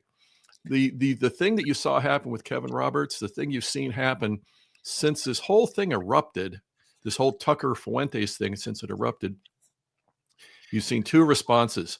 Well, maybe three responses. You've seen the people that say, oh yeah, they're really, those are great spiritual icons. Okay. And you listen to the bile and venom that these people spew. And it's, how can they say that? You've seen the other ones that say, and this is me, okay, have nothing to do with that. What hath light to do with darkness? Have nothing to do with that. And then you've seen the can't we all get along crowd. And this is where Kevin Roberts fell in. And I will tell you this, there are things you and I, if we have a political argument and it's about potholes in the street, we might be able to, well, you need to fix this street or that one. This is a higher priority because there's more traffic on it. We can disagree. We can agree to disagree on things like this. Some issues are absolutely defining. And if you try to make those middle of the road issues and agree to disagree stuff, which is what Kevin Roberts did, you spend the rest of your time trying to backtrack and trying to cover the last mess that you made. And it doesn't work. Well, it's hard to argue with God. It really is. I mean, okay. I wouldn't try. So you don't like it, and God wants you to do this. I find it very hard that you're going to fight against him. Yeah, it has not worked out well for humanity. It doesn't make a lot of good sense to me. And God told me I'm a Jew, and He gave the orders from that Moses had. He gave it to him, the 10 Commandments. And I'm supposed to be loyal to who? To God. Worship no other. And we can definitely follow up on with the fact that no, not a single one of us does that without stumbling. Okay, so we can go down that route and talk about that because that's true. However, they are still the 10 Commandments. They are still the truth. Okay? Nobody has adjusted that. And so God didn't come back and say, and besides which, you should also worship him, her, and whatever. These are not the 10 suggestions. Okay. Yes. So, yes, we worship God and him alone. You and I can talk about the three persons of the Trinity because in the very beginning of Genesis, it says, let us create man in our own image. That's a plural. We can go there. We can talk about Isaiah 53. But for the moment, the discussion is between the Judeo-Christian principles on which America was founded. I agree with you on at least the issue that people think it's okay, not to obey God and to do something else, because I can't do that. I can't, as a Jew, I can't go. We all do that. So the point is, we all do that, and we're fallen. Okay, we stumble. We all need forgiveness. We all need grace. We all need redemption. I do too. Because I mean, even Dave Weinbaum makes mistakes. Okay, even Chris Adamo. I know this is going to shock you, but I screw up. Okay, shock me. So I got a list of things for you, buddy. Boy, do I look at this. This is all Chris Adamo. Okay, so yeah, we can get into that. Here's the thing. Okay, what's the thing with what's really going on with Tucker? Okay, I want to explain to you that now. Oh gosh, this gal's name is Francesca Albanese Kevorkian. Remember Jack Kevorkian? I don't think she's related, but let me tell you about this gal. They refer to her as the UN Hamas representative. Okay. And she's outraged now because the Trump administration has essentially blocked her ability to use credit cards and stuff in this country. She shouldn't be here. She's a terrorist advocate. Okay. Yeah. Here's what's going on, Dave. Since you asked that, let's get back to the basics. What's going on is the left, the anti-Christian, the anti-American crowd, they're all pretty much the same people. They all serve the same master. Okay. They are trying to, and hear these words and understand the impact. They are trying to normalize Hamas. It wasn't too many. It was 2 years ago that you said Hamas, and the first thing you would think of is a band of guys with their robes on and their machine guns and stuff going into a Jerusalem school bus or Jerusalem school. We don't want to mention the tunnels or anything like that. Yeah. Okay. This is Hamas. Okay. Yeah. Now Now Hamas is they're just they're just trying to do what's right, and it's the Gaza genocide where Israel just woke up one day and said, let's go kill them all off. Okay, this is what the picture they're trying to paint, right. And they're doing it in American schools and universities. Now let me give you a bigger picture here, because what's happened is they stepped a little too far. They jumped the shark with the drag queens in the classrooms to totally pervert and corrupt the minds of American kids. That just didn't work. Okay, they tried it. It was just a little bit too disgusting and repulsive. It didn't work. But they've still got to get these kids to be totally morally debased. They've still got to get them to fall into absolute madness.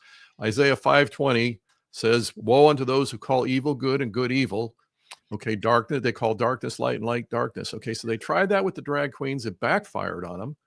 Last year's election was a perfect example of how it backfired on them. So this is just the same evil crowd regrouping, but this time we take these Arab or these Muslim terrorists, and there's a lot of Arabs amongst them. We take these Muslim terrorists that fire rockets into cities to hit civilians. We can go down the list of the things they do to harm innocent people. Right. We take them and we make them the good guys. Yeah, we justify them. We justify them. How do you do that? You've got to make the good guys into the bad guys. I keep telling people, there was a couple of months ago, there was a picture of supposedly a starving Palestinian child. Right. It went everywhere. Turned out that no, this wasn't a starving Palestinian child. This was a child that had a degenerative disease. Okay, exactly. So it was a fabrication. But on that basis, on a magazine cover, and on that basis, Israel's the bad guy, and Hamas they're just the good showing guys. That. And okay. How about showing the 1,300 men, women, children? We don't talk about that. You never see that on the magazine covers, do you? On 10/7/23, all killed within one day, which is equivalent to like 41,000 people be killed in one day in America. It's a much Okay, now in the last few days, I've seen again the same crowd. Yeah, they never admitted that they were lying. Never admitted that everything was wrong. They've shown this picture of a little baby covered in dust and rubble, a dead baby covered in dust and rubble. Right. Okay, and this is Gaza genocide. This is Israel as the bad guy. Yeah. Okay. Now, first of all, I don't know the details of that baby yet. I don't know what happened. My guess is something will eventually come out. We'll find out what the real truth is. Maybe that baby was unfortunately collateral damage because Israel was fighting Hamas. I don't know that. Right. But here's the point is Israel was in a ceasefire agreed to by Hamas. Yep. Israel was they were not attacking. They did not attack them. Right. Once they went over the line and killed all those babies and soldiers and men and women, that became their problem. And when you're hiding behind children is what they were doing. Oh, absolutely. They do They're this. hiding behind the children. What's Israel to do? Exactly. Let me ask you this, Dave. What they did. How many people in Gaza was Israel slaughtering on October 6th, None. 2023? None. Zero. Okay. Zero. How many would they have been killing between then and now if Hamas had been the honorable, peaceful, just trying to get along people? None. Okay. It's just that simple. If we're going to make Israel the bad guy, the only way to do that is to make Hamas the good guy. This is just as obscene as the drag queens in the classrooms. It is that exact same mentality. It is that exact same agenda, and it's coming in many cases from the exact same people. Here's what they should have done. Here's what Jews should have done. Jews should have done during World War II, should have understand somehow that they were being attacked. They didn't really get it right away. Right. They got it. They needed to save themselves. They needed to do whatever they could to get the hell out of there. And I'm not sure they did that. I think they went down without fighting. Well, in too many cases they did, and of course there was no Second Amendment there. Well, so then you've got the 10/7/23 thing. after 17 or so ceasefires come and go, where they're going to send a couple things over, a couple of things, bombs, and we're going to bomb them, and then we'll mow the lawn together, and they'll get $1 trillion from all over the world for feeling sorry for them, and Israel gets peace. That's what the peace will look like from 2020 or 2000 and 2025. That's what the peace was. Okay, it was a payoff scam. Yep. Okay, and Israel, you stopped the damn thing with the first bombing, and they use that payoff. You go after them hard, and with the second one, you go after them twice as hard. This is what God, I believe, was telling them. You can't let this happen. You're not going to last. There is no common ground with this enemy. Okay, it's just that simple.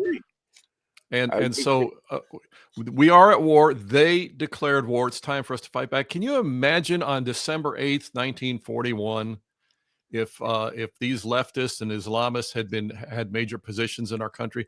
What do you mean? You're going to hurt those poor innocent Japanese? They were thousands of miles away from Pearl Harbor when it got hit. You're going to hurt them? No, unfortunately, warfare is the way of humanity. And for these people to pretend, I'm talking about the Candace crowd, for them to pretend that this is one-sided is the most abominable of lies right from the pit of hell. And I don't exaggerate. Yeah. Oh, well, there's no doubt about that. So now we're starting to get some people that have now been accused officially of crime. James Comey. Yep. Probably Obama. Should be.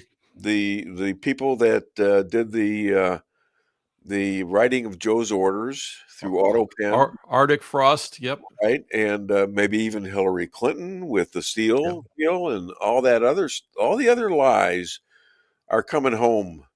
And even Adam Schiff. And they all need to be, and that's a partial list. You're absolutely right. And I think that's why they're standing off. They are trying to postpone that for as long as they can, and so far they're sort of succeeding in it. Well, they're all walking the street free, and they're all criminals. So yeah, there's been a lot of success there. Exactly. Every day that Hillary is not dressed in orange and breaking rocks with a hammer. But let's see what our FBI is doing. I think he's doing the job. Yeah, and a lot of this, he's doing the job. I think so. A lot of this we would have liked to have seen happen on January 20th, 15 minutes after the inauguration, but that's not the proper way to pursue an investigation. We got to admit that. However, again, the thing to note with these people, and our side has got to wake up to this. If you're going to sit around as a conservative and wait for leftists to admit that they're wrong, you're going to wait forever in vain. And that's what we tend to do. It's like, come on, with all this evidence, you're still going to stand by Hillary? Yeah, they will, because they're just as corrupt as she is. Of course they will. Sure. And there's guys now that are sort of buckling right now that are rhinos. And they say, well, maybe we can give them this. And they won't. No, you can't do it until they open the damn country. And if any more planes go down, and any more military things happen, then they become, in my opinion, war criminals. Yeah, well, and the whole reason this lockdown thing is going on the way it is, this government shutdown thing is going on, is because the Democrats know that they are the ones who would not pass the budget. It's no more complicated. That is not rocket science. They refuse to pass the budget. That's why the government shut down. But they know that whichever side caves will be the side that gets the blame. And historically in the past, going back to Bob Dole under Bill Clinton in 1995, when he said enough is enough and he caved, Bill Clinton on that particular day, his polling numbers were the lowest of his entire first term. On the day when Bob Dole came out and essentially ran block for Bill Clinton by saying enough is enough, we repent, we're sorry, we're caving, we surrender. And from that point forward, Bob Dole and the Republicans were the ones who got the blame, and Bill Clinton got his budget. That's what they're hanging on right now. That's what they're counting on. And unless we stand fast, and unless right now, whatever it takes from the Trump administration and from the Republicans, if they're going to grow a spine, whatever it takes to get the government restarted and then to hold the guilty parties responsible for all the hardship, That's what we need to do. Well, I we're in a total agreement. Okay. Uh-oh. Yep. Yeah. Wait a minute. Uh-oh. What's that about? I just figured I'd throw that in Can there. a Christian man, a Catholic, get along with a nice Jewish boy? I'm not a Catholic. You've done that before. You've accused me of that several times. I'm not a Catholic. Italian, and then you know what? Hey, here it goes. Here goes the Italian, stereotype. you're If you're an Italian, hey, let me Christian. I don't know. Christian. I am a born again Christian. I am not a Catholic. Okay, and you hate the Catholics? It's if you are going to assume that I would vote for Cuomo because hey, his last name ends in an O, so we must all be, we're all just those Italians. That's a little bit of stereotyping right there. Okay. It is on my part, and I'm sorry, but I keep forgetting that. I know you keep forgetting because I think I you're a Jewish bigot. There we go. So you just all them Italians, it's just paint with a broad brush. All them Italians. We have a lot in common. Italians and Jews. I still the Mediterranean countries. We make better pizza than you do. Wants to get in this. He's getting pissed off right now. No. I've got a quick question for Chris because I find this thing with Candace and Tucker fascinating because, and let me just elaborate for just a quick second. For a little while, Tucker was one of the few guys that I felt I could actually trust on Fox News. Back before the 2020 election, before she went what I would call nutso, I was saying that Candace Owens should be in heavy consideration to be VP under Trump. I did the same thing. Something has happened, and I think some people would say, well, it's not really important what happened. Well, I think it is because what's made them change their stance? Are we talking about they actually had a position change where they bought out? Like, what's the undertone here or the underground for this? Because we're starting to find out with Schiff and all the others, there's been a lot of underground stuff, and I suspect that this is more of the same here. I expect an answer from you, sir. Yeah, that's a good possibility.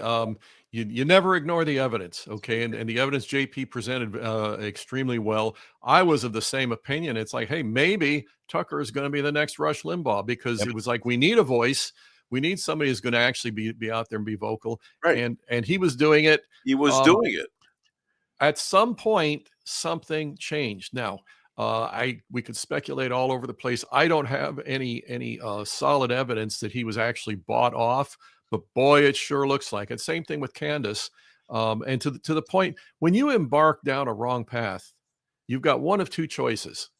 And Kevin Roberts, please be paying attention if you're listening. Yeah. You've got one of two choices. You either turn back from the wrong path, go back to square one, and then go down the right path, or it's going to take you further and further into the wrong direction. In this case, into madness. Yeah. Right now, Tucker made a statement just this last week, and this is not just really bigoted venom, but this is like he would have failed out of 12th grade journalism class for this. Okay. He's talking about, I forget which nation it was, some nation over in the Middle East, some Islamist nation. He says, hey, the incidence of rape over there is 0. I mean, what Western nation wouldn't want that? Okay. Now, anybody with an ounce of sense and understanding of the situation knows that when a woman in an Islamist nation, when she reports a rape, she gets executed for committing adultery. She was raped, but she gets executed. So just how they have a 0 incidence of rape. You don't think he knows that? This is not him misunderstanding.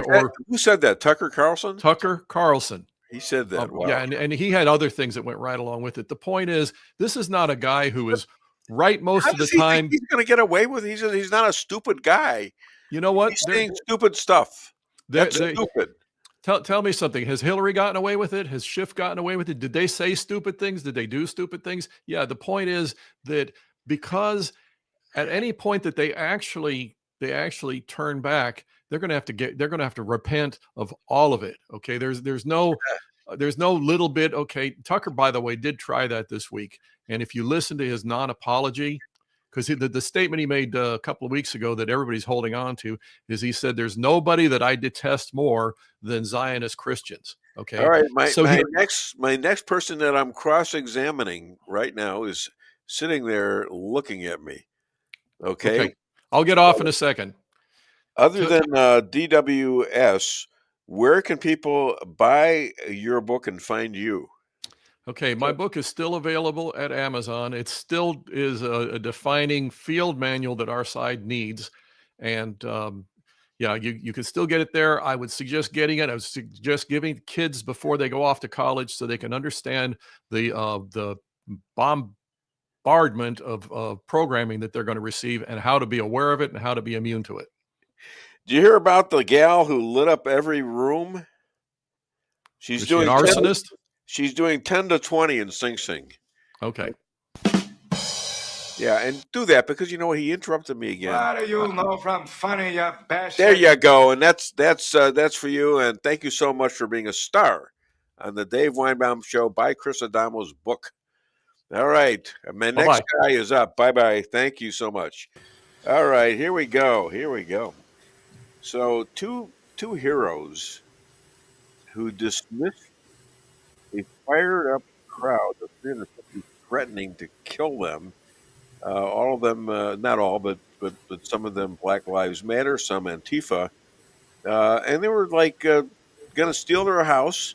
One had a pistol and the other had a AR-15, and they dismissed them with 2 words: private property. Please welcome one of those. I don't know whether his wife is there or not. It appears that she's not. Mark and Patty McCloskey, 2 of my favorite people. How you doing? So what's with the birthday sign behind it? Is this your birthday, Dave? Tomorrow is my birthday. You're 29 again? Yeah, I'm 29 again. I'm almost as old as you. Yeah. Old now. That's real old. Yeah. Well, if you must know, I'm 77. 77. Okay, well, you got a few years on me. I'll turn 69 next month. Yeah. Okay. Well, but you're still working. You're a hard-working lawyer. Let's go back to 9/11. You assert lies from the government. What did Dick Cheney know and do since he's recently passed? You know, he had a hot time. I bet he had a lot of explaining to do when he died. You know, Dick Cheney was in the warmonger class along with Lindsey Graham and all these other neocons, they like to call themselves.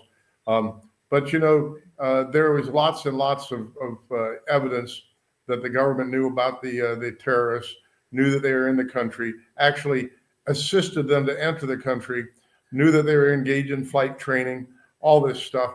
I mean, there was all kinds of pre-knowledge of the likelihood of this event, if not the specific event. So is this incompetence or is it intentional? I believe it was intentional because I can tell you this: the Patriot Act and its and the general framework for destroying our civil rights was all in place beforehand. All they needed was a spark, right? And they needed something that would be bad enough that the American people would be willing to give up all their constitutional freedoms in response. And they said, I turned my VHS recorder on and don't let it run for 24 hours straight after the morning of 9/11. And by noon, there are already people like former CIA directors and former government officials and current government officials saying that the United States will never be the same. We're going to have to get used to living with less personal freedom.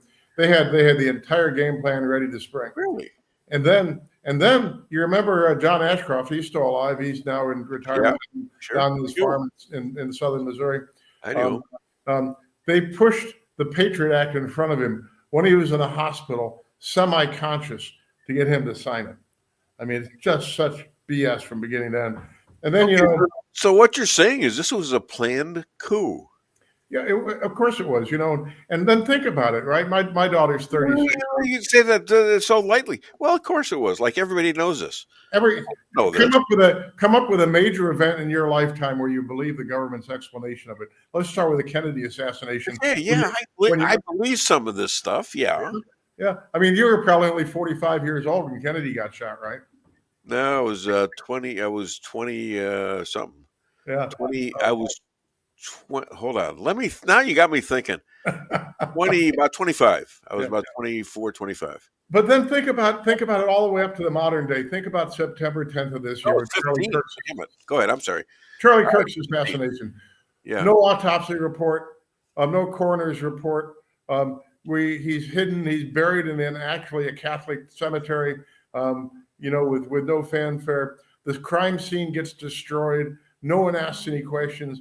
We already know who did it, so we don't have to ask questions. This guy with this story that we're told, is that this kid gets up on a roof with a Mauser 98, a rifle that doesn't disassemble easily. Somehow he disassembles it, puts it up in his backpack, except we're told that the video of him walking down the street ahead of time shows you he's got the rifle in his pant leg because he's walking stiff-legged. But then you see video of him climbing the stairs as he's on his way up, and he's bending his knees. That rifle would go from your shoulder down below your knee. You can't bend your knee if you've got that rifle under your pants. But then they say he took it apart. It was in his backpack. That's why you can't see it when he's walking up the stairs. So he then assembles the rifle, puts the scope on, doesn't have time to zero the scope, of course, because he's only got one shot. Somehow manages to get this great shot from 200 yards out. Then he disassembles the rifle, which you can't do, puts it in his backpack, jumps off the roof, runs down the street, reassembles the gun, puts it in a bag, and puts it on the ground so that he come back and find it later. If anybody believes that story, it's the most ludicrous thing in the world. Okay, did they find the bullet? No, we don't know. Nobody's been told. There's no autopsy. Where'd the bullet come from? So now you're making this sound awfully mysterious. And what I'm finding to be mysterious is, where the hell was security? Yeah. Well, and why the hell was his second in command, this Mikey McCoy, whatever his name is, calmly talking on the telephone? Have you seen this video? He's talking on the telephone. The shot goes off. You can see him still on his telephone walking away. And then as they're hustling Charlie into the SUV to try to get him to the ambulance, you can see Mikey McCoy walking calmly down the street in the distance. I mean, what the heck is all that about? Plus the fact what comes out of his neck here with all this gush of blood looks like an exit wound, not an entrance wound. Where did that bullet come from? Where's the back, bullet? You think? I mean, I should have brought him to that if I know I was going to talk about it. I have sitting up on the top of the microwave in our kitchen, just because Patty isn't a gun person, a 30-aught 6 round versus a 223, which is what they allegedly shot Trump with in Butler, Pennsylvania. It's a huge, big, high-powered rifle bullet. That bullet's not going to disintegrate. It's going to be someplace. But then they've paved over the crime scene.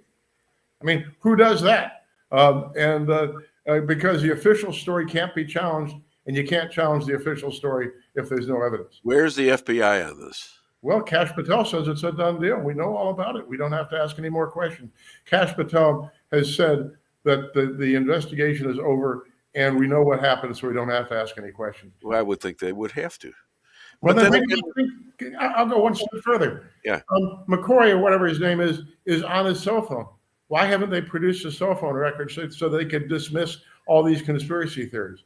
I mean, now, who's McCoy again? He's a number 2 guy at Turning Point. Okay. He's supposedly Charlie's best friend. Yeah. And I will say this. I'm such a naysayer, but I like to compare reality to what we're told.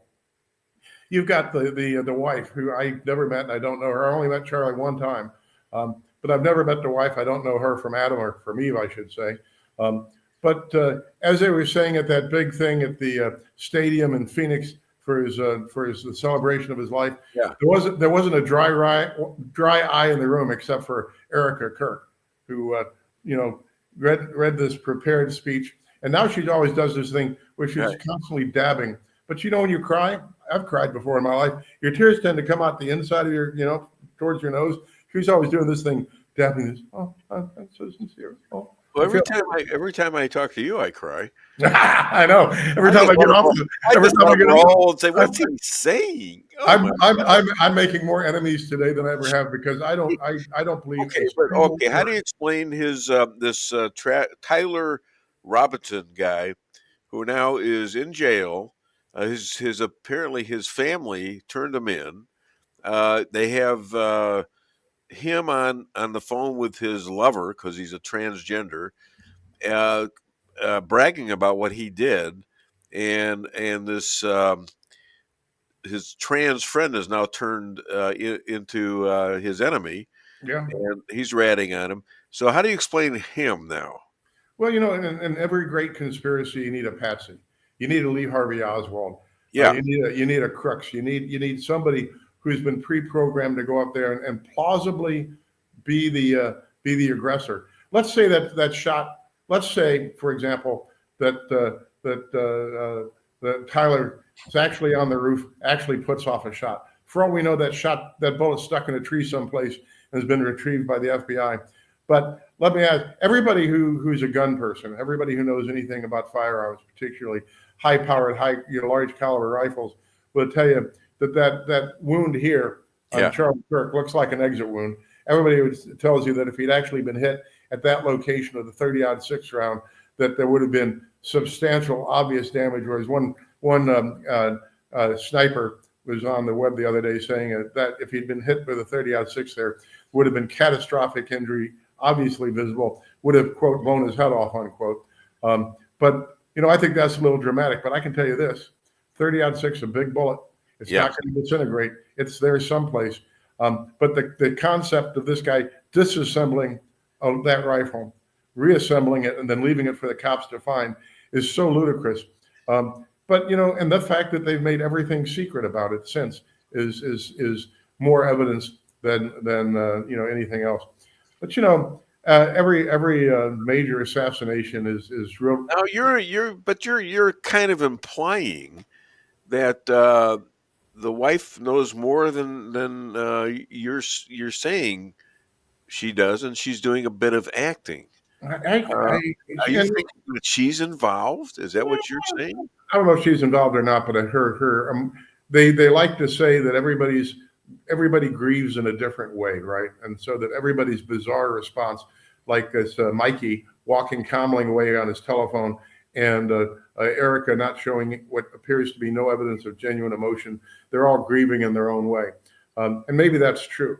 However, I can tell you this, that if I caught a bullet and died, my wife wouldn't be on television in a couple of days calmly discussing it, and she wouldn't have to be faking tears and dabbing the outside of her face constantly.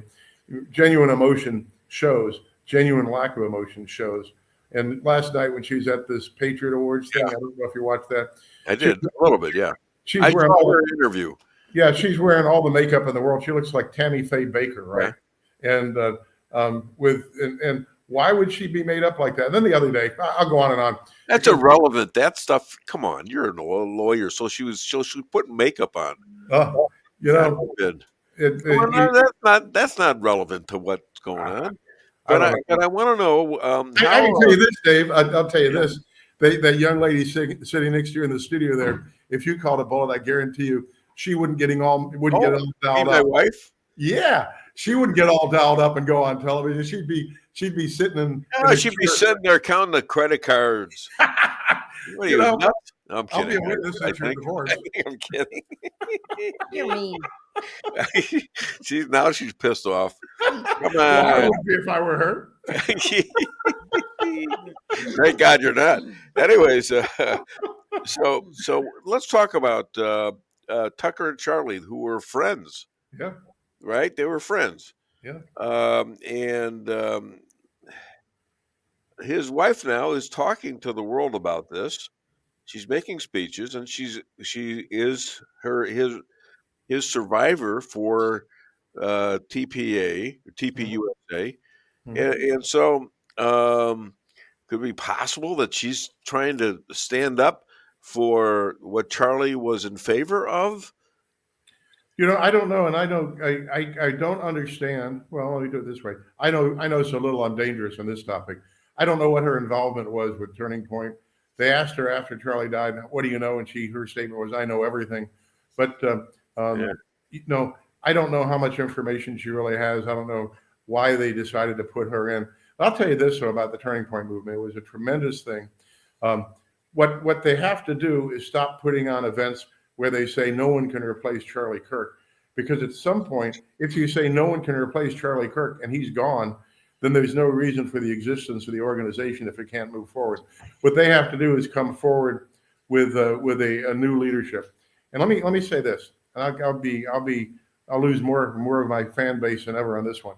I believe the reason why Fox, for example, is building Turning Point up to be the biggest thing in the history of the world. And now that he's deceased, building Charlie Kirk up to be a godlike person is so they can make the organization bigger and bigger and bigger so that they can then co-opt it and control all those people. And that's my biggest concern. And control. Yeah, that's what all organizations want to do, right? They want to get bigger and they want to get more powerful. They want to get bigger, and they I don't know that they want to control everybody. Maybe they do, maybe they don't. I don't know. Is there a lot of truth in that? You're a lawyer. I'm a business guy. I'm just trying to make a living out here and trying to when I do criticize the company, I'm not worried about them liking me and me. Well, they want to control me. Yeah. Yeah. I said this on your program the other day when Bill was on, and politician, and I said, you get three people in the room, two of them want to tell everybody else what to do, but that's the world of politics, and that's the world of control. Well, that's the world of power. Yeah. And whatever you're in, there seems to be a little bit of a unproven hush hush accusation of the IDF murdering Charlie. Now, what do you know about that?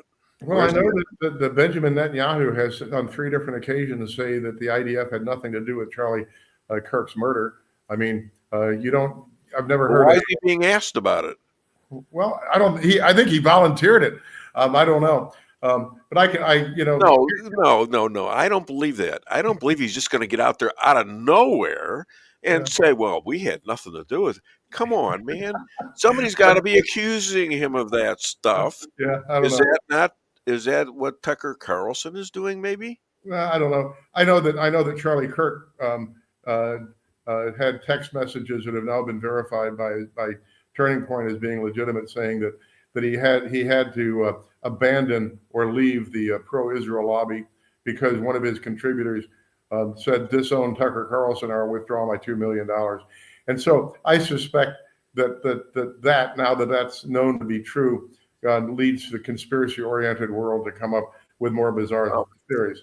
That's not evidence to me of anything other than because Israel is a very highly controverted measure of almost violence in their arguments with each other. Yeah. Well, okay, so I don't know that's come up with better stuff than imply that there is something there, because somebody's telling me that this was all in coordination with the FBI. What about Trump? Trump. On the other hand, the Israeli government's not shy from using political assassination as a means of warfare. Who's that now? The Israeli government routinely uses political assassination as a means of warfare. So it's usually about people that want to kill them. Yeah, people that want to kill them. Yes, kill them. Yeah, exactly. Or have been killing them. Yeah. Because they never give up on somebody who's killed Jews illegitimately. Yeah. But now I've got to ask, what's the legitimate reason? Huh? You said killing Jews illegitimately. What's the legitimate reason? Legitimate reason? You get people that say how horrible Jews are, and they start killing Jews, and the people in that particular country go along with the program. Yeah, and if they're Jews, we have a responsibility as Jews to fight that. Mm-hmm. Even if the local country like Germany, for example, the Jews were all everywhere in the world then. Mm-hmm. But boy, that seems to me like a perfect time to get together and nail the Germans. Okay? That would have seemed, I think God wanted that of us. Mm-hmm. I think God guided Netanyahu, who put up with the ceasefires for 20 years in the face of people yelling at him to go to war. Mm-hmm. And I think God wanted him to go to war with them and stop that charade, because I think God knew what was happening when going on.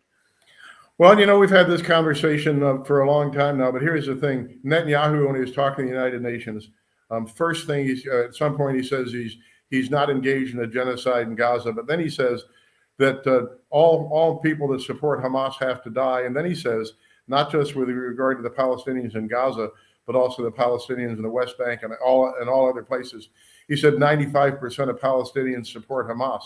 Well, if you have to kill everybody that supports Hamas and 95% of Palestinians support Hamas, then you're calling for the extermination of the Palestinian people. We call that genocide. But he said they're now running an ad. It's a war. Yeah. They attacked. They attacked. 85%. Tell me again the story, Daddy, about the Japanese. Yeah. And how what we did during that war to them. Yeah, you won't get me. They blew up their country with 2 atomic bombs. You won't get me defending the United States on that one any more than you'll get me defending the firebombing of Dresden, or more recently the Iraq War, where based on a complete lie, you started off with Dick Cheney. Based on a complete and absolute lie promulgated by people like Dick Cheney and Don Rumsfeld and Colin Powell, we attacked a completely neutral country that had no threat to us whatsoever, killed outright about 1 million people, starved and caused the disease death of up to 4 to 4.5 million people. We hate Pol Pot, the communist leader of Cambodia, for killing 2 million Cambodians. We killed 4 million people in Iraq based on an absolute and total lie. And so I don't hold the United States up as a paragon of virtue when it comes to foreign wars. We have been more brutal murderers than just about anybody in history. And it's Republicans that have done it as much, but not the kind of Republicans that are in control now, but the bloodthirsty monsters, people like Lindsey Graham and Don Rumsfeld and Dick Cheney, that they can't get enough death. I mean, you could see Lindsey making money on it when he talks about killing people. He had this thing last Saturday where he's addressing Lindsey Graham. He's addressing the Republican Jewish coalition, and he talks about how I like what the Republican Party is doing. We're killing all the right people and lowering taxes. He has a big smile on his face about killing people. What kind of a horrible monster is that? And this guy's been, in politics since 1994, and there's no amount of bloodlust that's enough for him. Yeah, and you got the same examples happening right now in the Democratic Party, with them knowing full well that there's a big risk of planes. They just had a plane crash in Kentucky. There's like 23 casualties there. You've got planes that we don't know where they're going or when they're going or how they're going. Maybe you're stuck in a foreign country and you're going to be there for a while. So, okay, I understand that, but this goes on, and people have been having wars all the time. But there cannot be another illegitimate or legitimate war that was more legitimate than Israel taking out Hamas. Now, what they're saying now, I don't know, but they did it. They did it in such a way that they actually kept the Gaza population. They get safer than anyone has kept civilians in the history of wartime, maybe all time. 85% of the deceased are civilians. Okay. 85% of the Gazans that have been killed. Question the Gazans who have their hospitals of kids and their schools with kids in the upper tunnel while they're in the tunnels in their offices or hiding out in Qatar somewhere. Yeah. All right. Well, I'll say this. What would you do if it was your family and you were getting hit like that? What are you going to do? Say, oh, okay, we've got enough now. We've killed enough people. Okay. I'll do the analogy then. I'll do the exact analogy based on the intro that you gave me on your show. Yeah. Okay. Let's say 350 Antifa members, most of whom, by the way, were not black, but that came in front of my house. Most of them are these dumbass high school and college girls that wanted, to have a purpose in life. Well, let's say that the Antifa crowd that broke into my neighborhood killed my wife and daughter, right? Yeah. And would an appropriate response be then, we need to kill all the black people in the United States? No, that has nothing to do with what I said. Well, except that it's we're talking about specific people of the Hamas organization, and there's others, as Hezbollah, whoever was fight Iran. Come on, Israel is the small devil, and the United States is the big devil. You don't think that was going to happen? Yeah, they're fighting a lot of people, but no, it was never leveled at all Arabs or all who maybe. Well, I mean, it's declared on as people who want to kill Jews. Okay. Except Want to kill a Jew? Yeah. Okay, fine, but we're going to come after you. Yeah. All right, fine, and it doesn't matter how many, because we're going to be gone a lot sooner than they are with our problem. I'm going to go broader. I'm going to say something that's occurred to me since I was a very small child. Okay. There's something genetically wrong with human beings in general, all races, all human beings, going back to the time when we were hunters and gatherers, right? Despite the fact that there's plenty of resources on the planet to feed everybody and house everybody and make everybody comfortable and happy, what human beings have done since the beginning of time is kill each other. There is a defect in our makeup where human beings have a bloodlust, where it's constant warfare. You know, when I was in grade school and starting to learn about history, it occurred to me that the history of the human race is a history of people killing each other for property and money.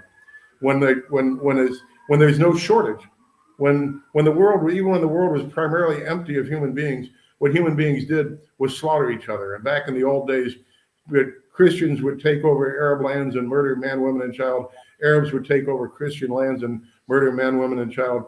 When the Crusaders got to Constantinople, which was a Christian city, what did the French Crusaders did? They were open. The Byzantine Christians opened the doors of Constantinople for the French Crusaders. The French came in and murdered them all, man, woman, and child. I mean, we are an animal that loves blood in a way that no other animal does. And it's a defect of human beings that has to constantly be brought under control, because a natural state of human beings we're vicious, nasty animals. And so the purpose of government, if I were running government, is to control that bloodlust and to try to keep human beings from being basically human. Because you let human beings have power, you let them have weapons, and you let them have somebody they can call the aggressors. And by God, look at what we did in Iraq, look what we did in Afghanistan, look what we did in Hiroshima and Nagasaki, look what we did in Dresden. And you got to say, holy crap, this is what human beings are born to do, and you got to do everything in your power and your intellect to keep them from being their native selves. What's your critique of Trump so far? I wish he'd do what he got elected to do, and that is put America first, not get involved in foreign wars. I don't understand what we're doing in the Caribbean right now, trying to provoke a war with Venezuela. What's that about? Certainly has nothing to do with fentanyl, because Venezuela doesn't have any fentanyl. And now he's canvassing the world for business deals, which I guess will in some way affect the health and welfare of Americans. But I got to tell you, $300 billion for Ukraine would have made a lot of difference in the United States as far as healthcare and education, everything else goes. I wish he would stick more to his policy of America first, which was what got him elected. I know in his heart he has the best interest. I love the guy. I've campaigned for him. I've worked for him. I think sometimes he gets bad advice. I think sometimes he lets his ego get ahead of himself. But if you know, and I'm more concerned than anything about what comes down the pike, because you can't accomplish anything in 4 short years that's going to endure, because all they have to do is come and wipe it all away. Once, just like Biden did after Trump's first term. So okay, I don't totally disagree with you, but you pick your choices. If you're attacked, you got to do something. That's true. You know that. If somebody's going to kill all the Irishmen, you don't happen to be Irish, are you? Yeah, but I'll say this on that exact thing. When the IRA was bombing people and killing innocent people in Northern Ireland. Don Mayhew here, he's Irish. And Mayhew might be an Irish name. I don't know. Mayhew. Well, it's an English name, but I've got way more Scots Irish in me than English. Yeah. Well, and so, but when John F. Kennedy, an Irishman, an Irish Catholic, was president of the United States, we didn't go to war on behalf of Ireland. I can tell you that.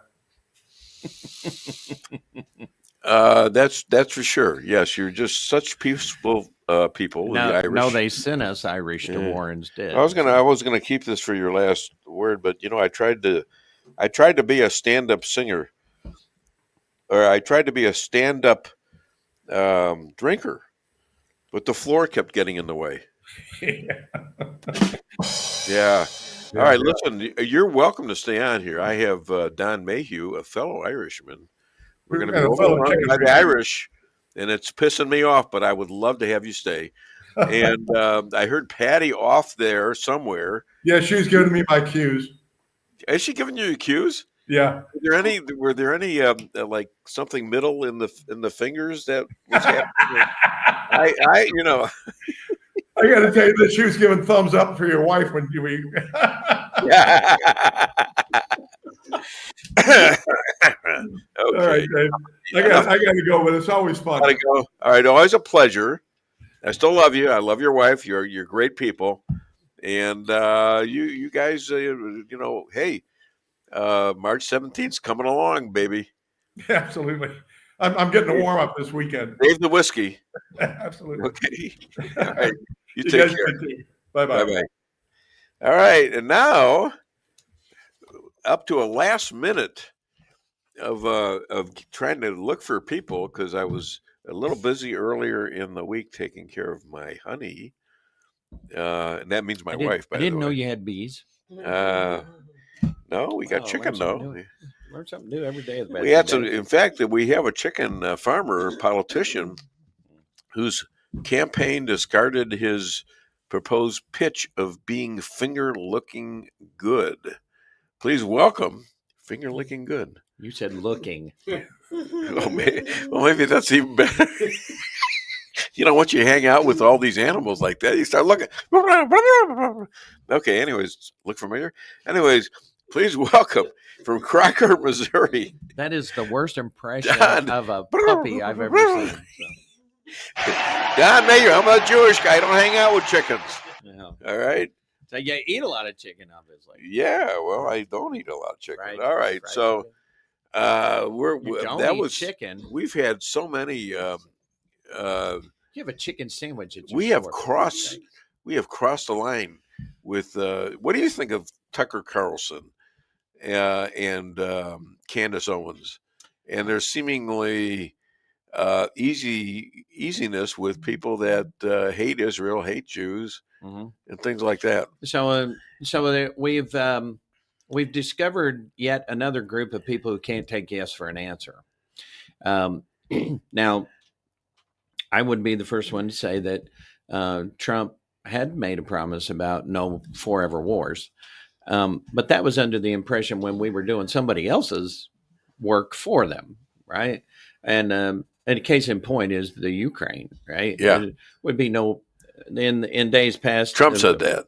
And the days past, what we would do is immediately we'd send in advisors, and then pretty soon we've got combat troops. Then you got a war. Exactly. You're in the war. And so what the difference is here is that, there's still a strategic interest, and we're tied to these things. Let's just talk about Ukraine.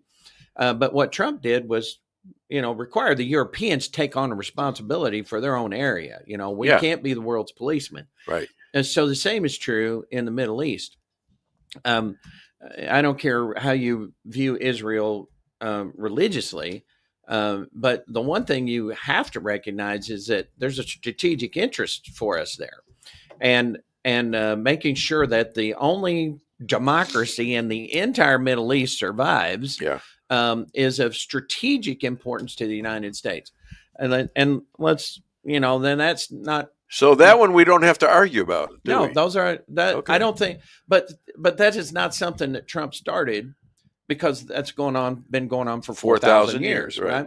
Okay. So, but here's what Trump, in order for you to get to the position of peace with the folks that Israel's having trouble with, is the only thing that they understand is someone from a position of strength. You can't negotiate with those people from a position of weakness. Yeah. And that's where we've been for a foreign policy in that area for years. And so you want the forever wars to end? This is the path, right? And so the folks that you're talking about there, well, they're short-sighted on this, and I'm the very first one that says, hey, it should not be a single American kid lose their life in that conflict. Not one. Yeah. We should not. That's And we've lost so. This is just I think about this a lot lately. There's so many of our youngsters that have gone to wars that should not have been. Correct. From Vietnam, from wars that came from 9/11. But the folks that you were talking about, Tucker Carlson, which, hey, he's got a lot of good things to say. Candace Owens, she used to have a lot of good things. Well, you'd have to, that'd be a harder sell for me, because she's what I call clickbait. It's, she just says things that are, that are way out there. She didn't used to do that. There was a change when she got married and had kids, and I don't know. So here's my philosophy, and we're seeing this with the Democrats now, in particular, stuff with Comey, and now if you listen to the Schiff hearing, that what they accuse others of doing, it's because they're doing. Well, they have accused the Kirks of this money issue and all that. To me, it's because they're the ones actually doing it, and that's why the narrative changed. Well, they all do that. That's an excellent point, JP. They all do that. Because the way this, as you all know, the way this works is that your advertising money depends on how many clicks you get. And so the more controversial you are, which is really what's happened to our entire information system. So they're getting more money out of this. Yeah. Well, they don't necessarily being bought off, or are they being bought off? Well, sort of, right? Yeah, all right. So it's sort they're of not saying what they really know to be true. no one in their right mind would what this is boiled down to is a racist thing, right? Yeah. And so suddenly it's a Jewish problem. Anti-Semitic. Doesn't that sound familiar, though?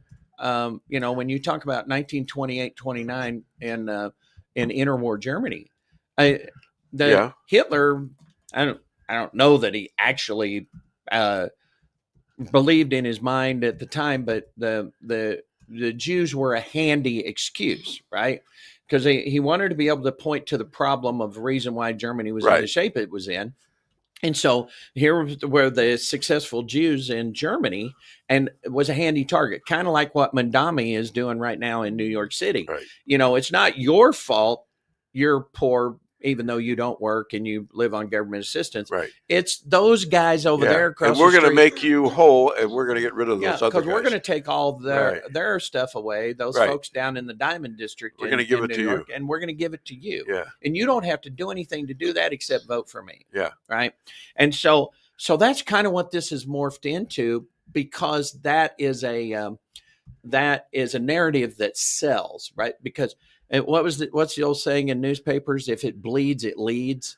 Yeah. And you don't see too many stories. You don't see any blogs or web pages or anything like that. A Facebook post about the fireman saving the kitten from the tree, right? Well, you see that you do see that stuff. I got all sort of. You ever watch reels on Facebook? Seriously, Dave, really? Yeah. Bill, you have time for watching the Bill dancing bear and Bill Hardwick watches those. Yeah, you know him. Part of the Blues Brothers. I have the Bruise Brothers. I should say. I have a real job, so yeah. So yeah.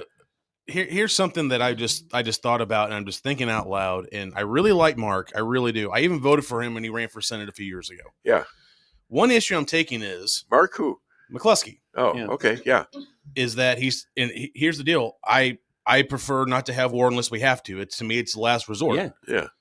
But when BLM invaded their property unjustly, they were ready to fight with force. Right. How is this different then? That's where I'm having issue. They proved they were willing to fight with force if needed, but now it's like, now that's wrong. If you're attacked. Well, so JP has highlighted the problem with modern politics. Yeah. We rarely vote for somebody because they're the best person for the job. We vote for them because they're the most popular. And so how do they become most popular? 9 times out of 10, they tell you what you want to hear. Yeah. Not what they actually do. And so we have this complaint constantly about, this guy promised this and this guy promised that, and he's not doing any of that. Even when they do things like the AG election in I think it was New Jersey, where the guy said, "You know what? I'm going to kill my opponent in a race." And Attorney General said this of the state, right? And I'm going to kill his children too. Right. Okay. Yeah. And this guy won, and everybody knew it. Right. And he won overwhelmingly. Okay. So in a party that doesn't believe in guns, right? They don't think people should have a gun, including him, right? Yeah. Well, I would especially disqualify him from having a gun because he's already. Well, I disqualify him from being an attorney general. Well, most certainly, but certainly owning a gun because he's expressed a proclivity toward using it for illegal means, right? Yeah. He's gonna coup d'etat, or however you want to say that.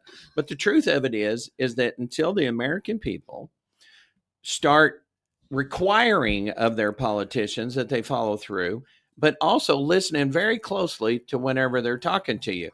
If the whole message you've got is platitudes designed to elicit an emotional response from you, you better look out for that guy. Of course. That is the one who is just telling you what you want to hear. Well, and we see it even on our side, freedom, liberty, right? Well, we're all kind of freedom and liberty people, right?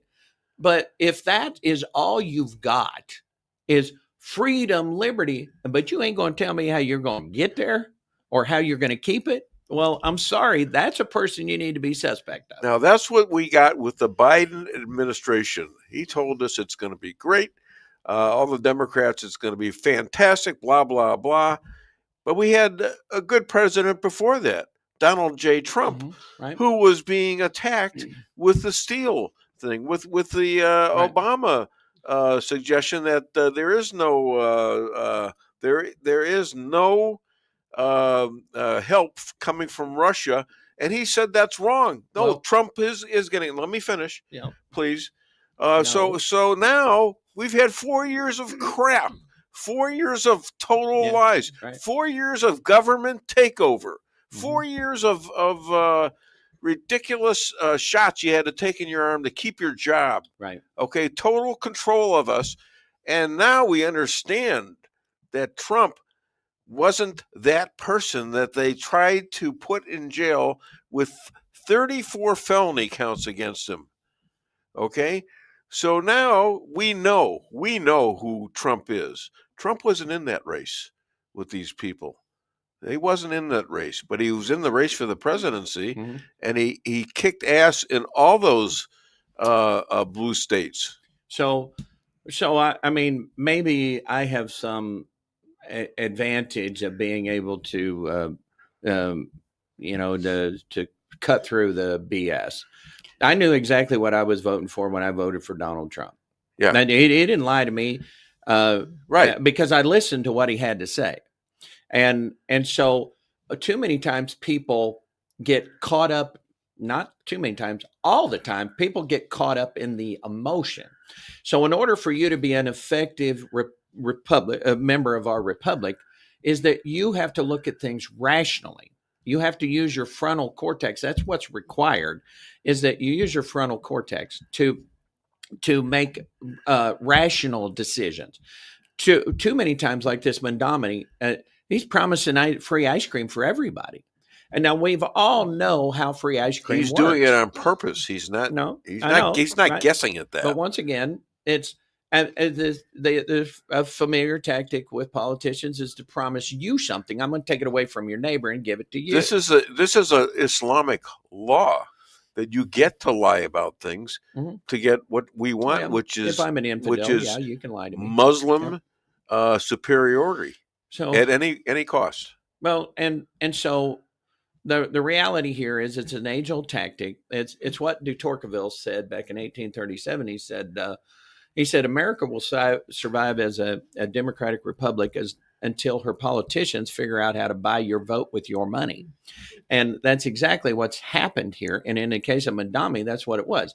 Okay, so we can play this out because we've seen this movie before. Yeah, right. You get a free grocery store, And then the people who were promised a free grocery store will go in and consider it free and then take the stuff out. Yeah. That's the reason why retail businesses are leaving downtown areas like already New York doing City. it, aren't they? Correct. Yeah. Yeah. They're already doing it.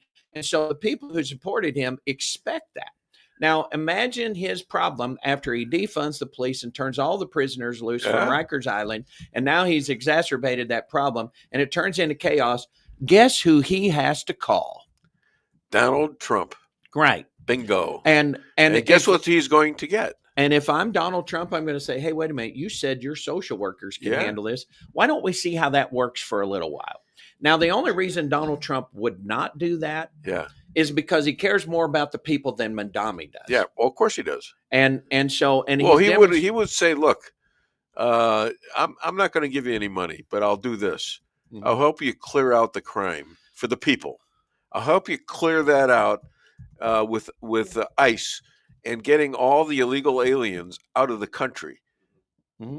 Other than that, you're not getting anything. Well, so in order for them to do something right by the people that they represent, they have to give up the whole purpose of having illegal immigrants in the country in the first place. And that is to acquire additional congressional seats. Right. Like California. We could send all the illegals to California, and guess what? The next census, they get 25 more U.S. congressional people. Sure. So if we send those people back, now their opportunity to do that disappears, because that's what that's all about. Yeah, it's not about them allowing those people to vote. They're okay. But quite honestly, if they want those people to vote, they'll vote for them. Sure. Because we've already seen that one too. Yep. And if anybody out there disagrees with me on that, prove me wrong. Right? So there you go. Well, you got to be right about something, for God's sakes. Even what the hell I got you? Even a blind chicken hits a piece of corn. Blind chicken. In a while. Did you hear that? I got my chicken joke in. So okay. Locally, John Butts retires. Yeah, my good friend John. Okay, he's your good friend. Yeah. Any interest in taking his job? No, this job's been taken by someone I think is very capable. Who's that? Keith. Oh my goodness, you would ask me his last name. See, I'm not the only one. But I, hey, the other thing about it is he's got the same haircut you and I do. What haircut? I don't have a haircut. Yeah. Okay. You've got you got that. You got both of them. Why don't you just go ahead and do that? It'll make you substantially better looking. Which I'm trying to give you some good advice. That scares me a little bit, Lisa. That he's making fashion statements to me to make me better looking. Look at me. Gotta be careful. Well, I'm trying. You said how superficial can voters be? Come on, you got to look good. Come on, Dave. All right, Dave. Donald Trump looks good all the time. All right, Dave, that's a big deal. And we all know I can put on a 5. Ask him. He's right there. I can put on a 5. He's right there. Ask him. He's holding. Walking? He's scaring the hell out of me. He's got that balloon hanging there. It's scary. Keith Riesberg. There it is. Riesberg. Yeah. So Riesberg. So So you're gonna quit walking on my joke now? Can I tell my joke? Was there a joke? Yeah. I said I was going to say.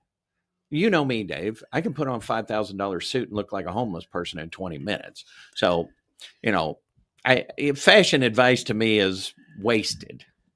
Okay, I'm waiting for the joke. Sorry, don't spit. Wait. Yeah. That's honey. That's the last eggs you're gonna get up from this man. I'll tell you that. See, that's the problem when you are the king. You control everything in the room. Yeah, now isn't that nice? That was funny. I don't get any. I don't get any crap from a radio station now in the room. I don't get any crap from a radio station. If Twitter wants to cut me out, they can cut me out. Facebook, they can cut me out. They've done it before. I'm still. You know what? I'm still here. Da da da. Well, I don't care. I'm still here. I don't care who you are. That was funny. We're still here, at least on X and YouTube do Eddie and Murphy Rumble right now. Oh, we're on Rumble too. What do you know from funny, you bastard? See, that's your message to me just now. Yeah. So now I'm being kind. I'm not that kind of person. I took myself out. What?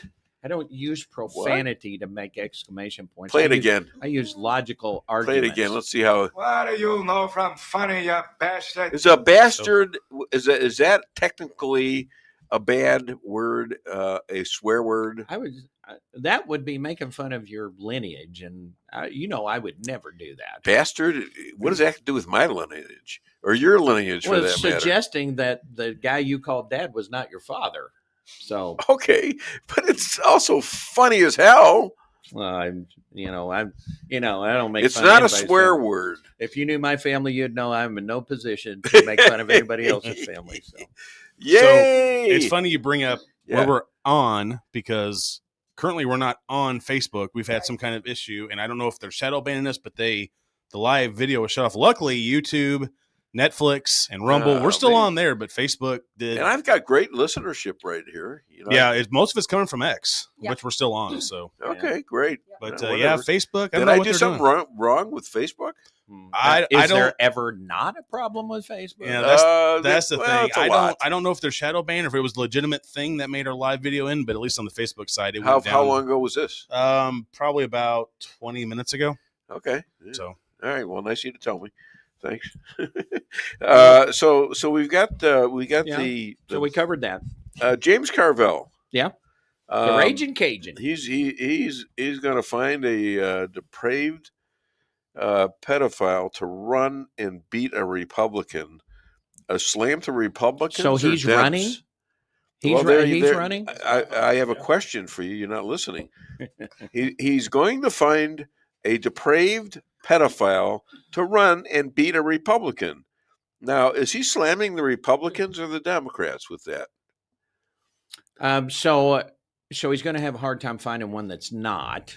Well, whenever we're talking about a depraved pedophile. They're not all that. Well, no, I'm saying that they all believe in transgendering kids. Yeah. And sometimes against their will. I mean, they brainwash these kids into believing this crap. And so the transportation of minors across the border for trafficking purposes. Yeah. 100%, the Democrats are on board with that, almost to a person. Yeah. And so now, just from a moral standpoint, you should be against that. Yeah. And it's not like it's a state secret that is what's going on. And so you can find plenty of reporting out there on both sides of what you would consider the quote unquote aisle, that will tell you that's exactly what was going on. I mean, the Sinaloa cartel, who was mainly in the methamphetamine business, went from a $2 billion enterprise every year to a $22 billion enterprise on human trafficking alone. Yeah. And so, like I said, just from a moral standpoint, you would have been against what was happening at the border. Yeah. And who's partnering up with them? Which party is partnering up with the cartels? Well, so it's going to be the same party who's actually responsible for the shutdown. So keep in mind that would be the Democratic Party. Mm-hmm. So Chuck Schumer has voted for this exact same CR 13 times in a row. Yeah. He is right now using people on food stamps and Medicaid and military as leverage hostages by his own. They're hostages, aren't they? Yes, by his own admission. He's using them for leverage. Yeah. So that just tells you right off the bat he does not care about those people. And he's also put our air forces and our military in harm's way. Is that wrong? I heard one of them the other day. I wish I would have videotaped it. That he said the best thing can happen right now is an airliner crash. Well, there's just had a crash in Kentucky. Yeah. Last night. Yeah, that was a cargo plane. Or 2 nights ago, yeah. And probably didn't have anything to do with the air traffic control. Lost 13 people out of it, and it was an old plane. 13, and I think there's still 9 missing because the plane, the actual engine fell out of the plane. Mm-hmm. Well, how do you get an engine to fall out of a plane just when it goes up? Well, does that have anything at all to do with it? How do you get a door to blow off of a brand new that's 737? Boeing. Right? That's Boeing. Well, it wasn't so much Boeing. It was probably, it was Boeing, but it was probably had more to do with DEI. Yeah, absolutely. Yeah, now everybody's against DEI. Yeah. How about that? Well, except for Mandami, who has put it on steroids now. But sure. All right, what else you got over there? All right, so describe Trump derangement syndrome. Is all of this caused by Donald Trump's ability to piss so many people off that they go crazy about him? Okay, so it's real easy to explain. Let's just analyze this for a minute. What would be the worst possible thing that could happen to the Democrat Party at this point? Is number one. Well, right? Them making them come out in the open so they can be talked to by Congress and then brought up on charges. I'm serious about that. Well, no, I'm talking about generally for the Democrat Party. So let's just take crime, for instance. So if Trump copies what he did in Washington, D.C. and does it in Chicago, after the Chicago mayor and the governor of Illinois saying, oh, we ain't got a problem. That's 600, let's face it, African-American kids that are getting killed every year. Now, I don't care if you call them gangbangers, whatever you want to call them, they're still kids. And so some of these are not gangbangers that are getting killed. They're the people getting caught in the crossfire. Now, children. So if you don't recognize that you've got a problem when more people have died in Chicago in the last 3 years than died in Afghanistan during the entire war, well, then there's something wrong with you. It's the emperor's new clothes, right? It's Baghdad Bob, right? Yeah. And so the truth here is that the worst possible thing that can happen for Pritzker and whoever the mayor is, I don't even know. Benny Johnson. Okay. Is Trump comes in, solves their crime problem for him, and then all of those folks who are being victimized by these folks say, hey, wait a minute, we've been making the wrong decision for years. And you turn those folks into Trump voters. Now, all of a sudden, Democrat Party's got a real problem. But they see this coming. They can see it's coming. It's a freight train coming right at them. It's going to run them right over. Because just the things that Trump has done so far. The one big one, and you haven't touched on it yet, is, and I don't know that you were, but I want to touch on it because this is actually absolutely important. So Trump's announcement yesterday of about working the deal with the pharmaceuticals on the weight loss drugs, right? Okay, so that all sounds good. Okay, weight loss, whatever, right? You don't know how important that is by having that available at a lower price so that so Medicaid patients and Medicare patients can take advantage of it. Because I'm on budget committee, and right now 40% of our entire state budget is Medicaid alone. One program, Medicaid, 40%. Think about that, folks. That's a huge pile of cash. Sure. Okay, so the way Medicaid and Medicare, for that matter, are set up is that modern medicine has devolved into treating your symptoms. And the reason is because there's a lot of money in treating symptoms. In other words, there's a lot of money in cancer surgery, but not too much in smoking cessation programs, right? When in reality, what we are to be doing is focusing on what's causing the problem generally. Sure. And so if you look at Medicaid, and it's really hard to get a hold of this number, but as best as I can tell, based on the pharmacy that we spend, about 40% of our entire Medicaid budget in the age, blind, and disabled category is as a result of a preventable illness of some kind or another. Now, people can say all illnesses are preventable, but what I'm talking about specifically is alcoholism, cigarette smoking, lung cancer, et cetera. But diabetes is huge, huge, huge, huge. Okay.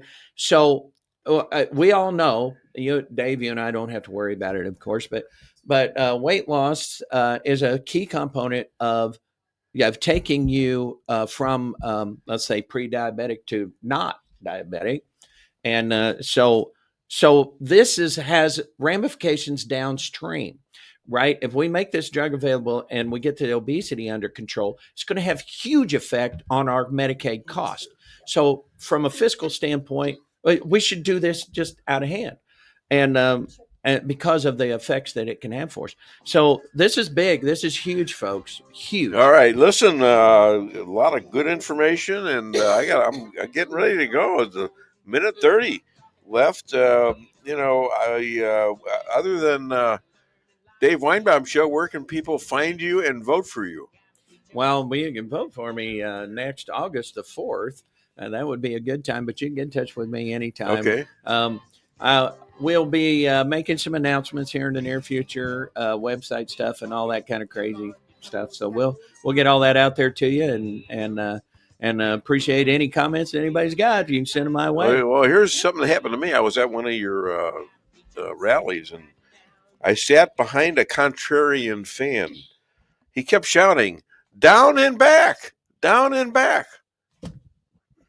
Okay. Shout out to Bridget who called Yes. and left a voicemail. We didn't get to call you back. Oh, sorry, Bridget. I was talking to one of the talkingest people in some of the most biggest talkers in the world.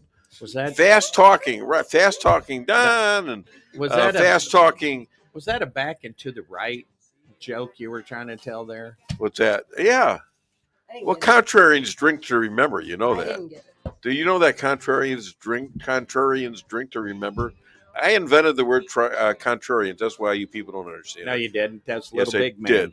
Little big man. All right, I'll be back with another edition of the Dave Weinbaum Show next week. Thank you all for listening.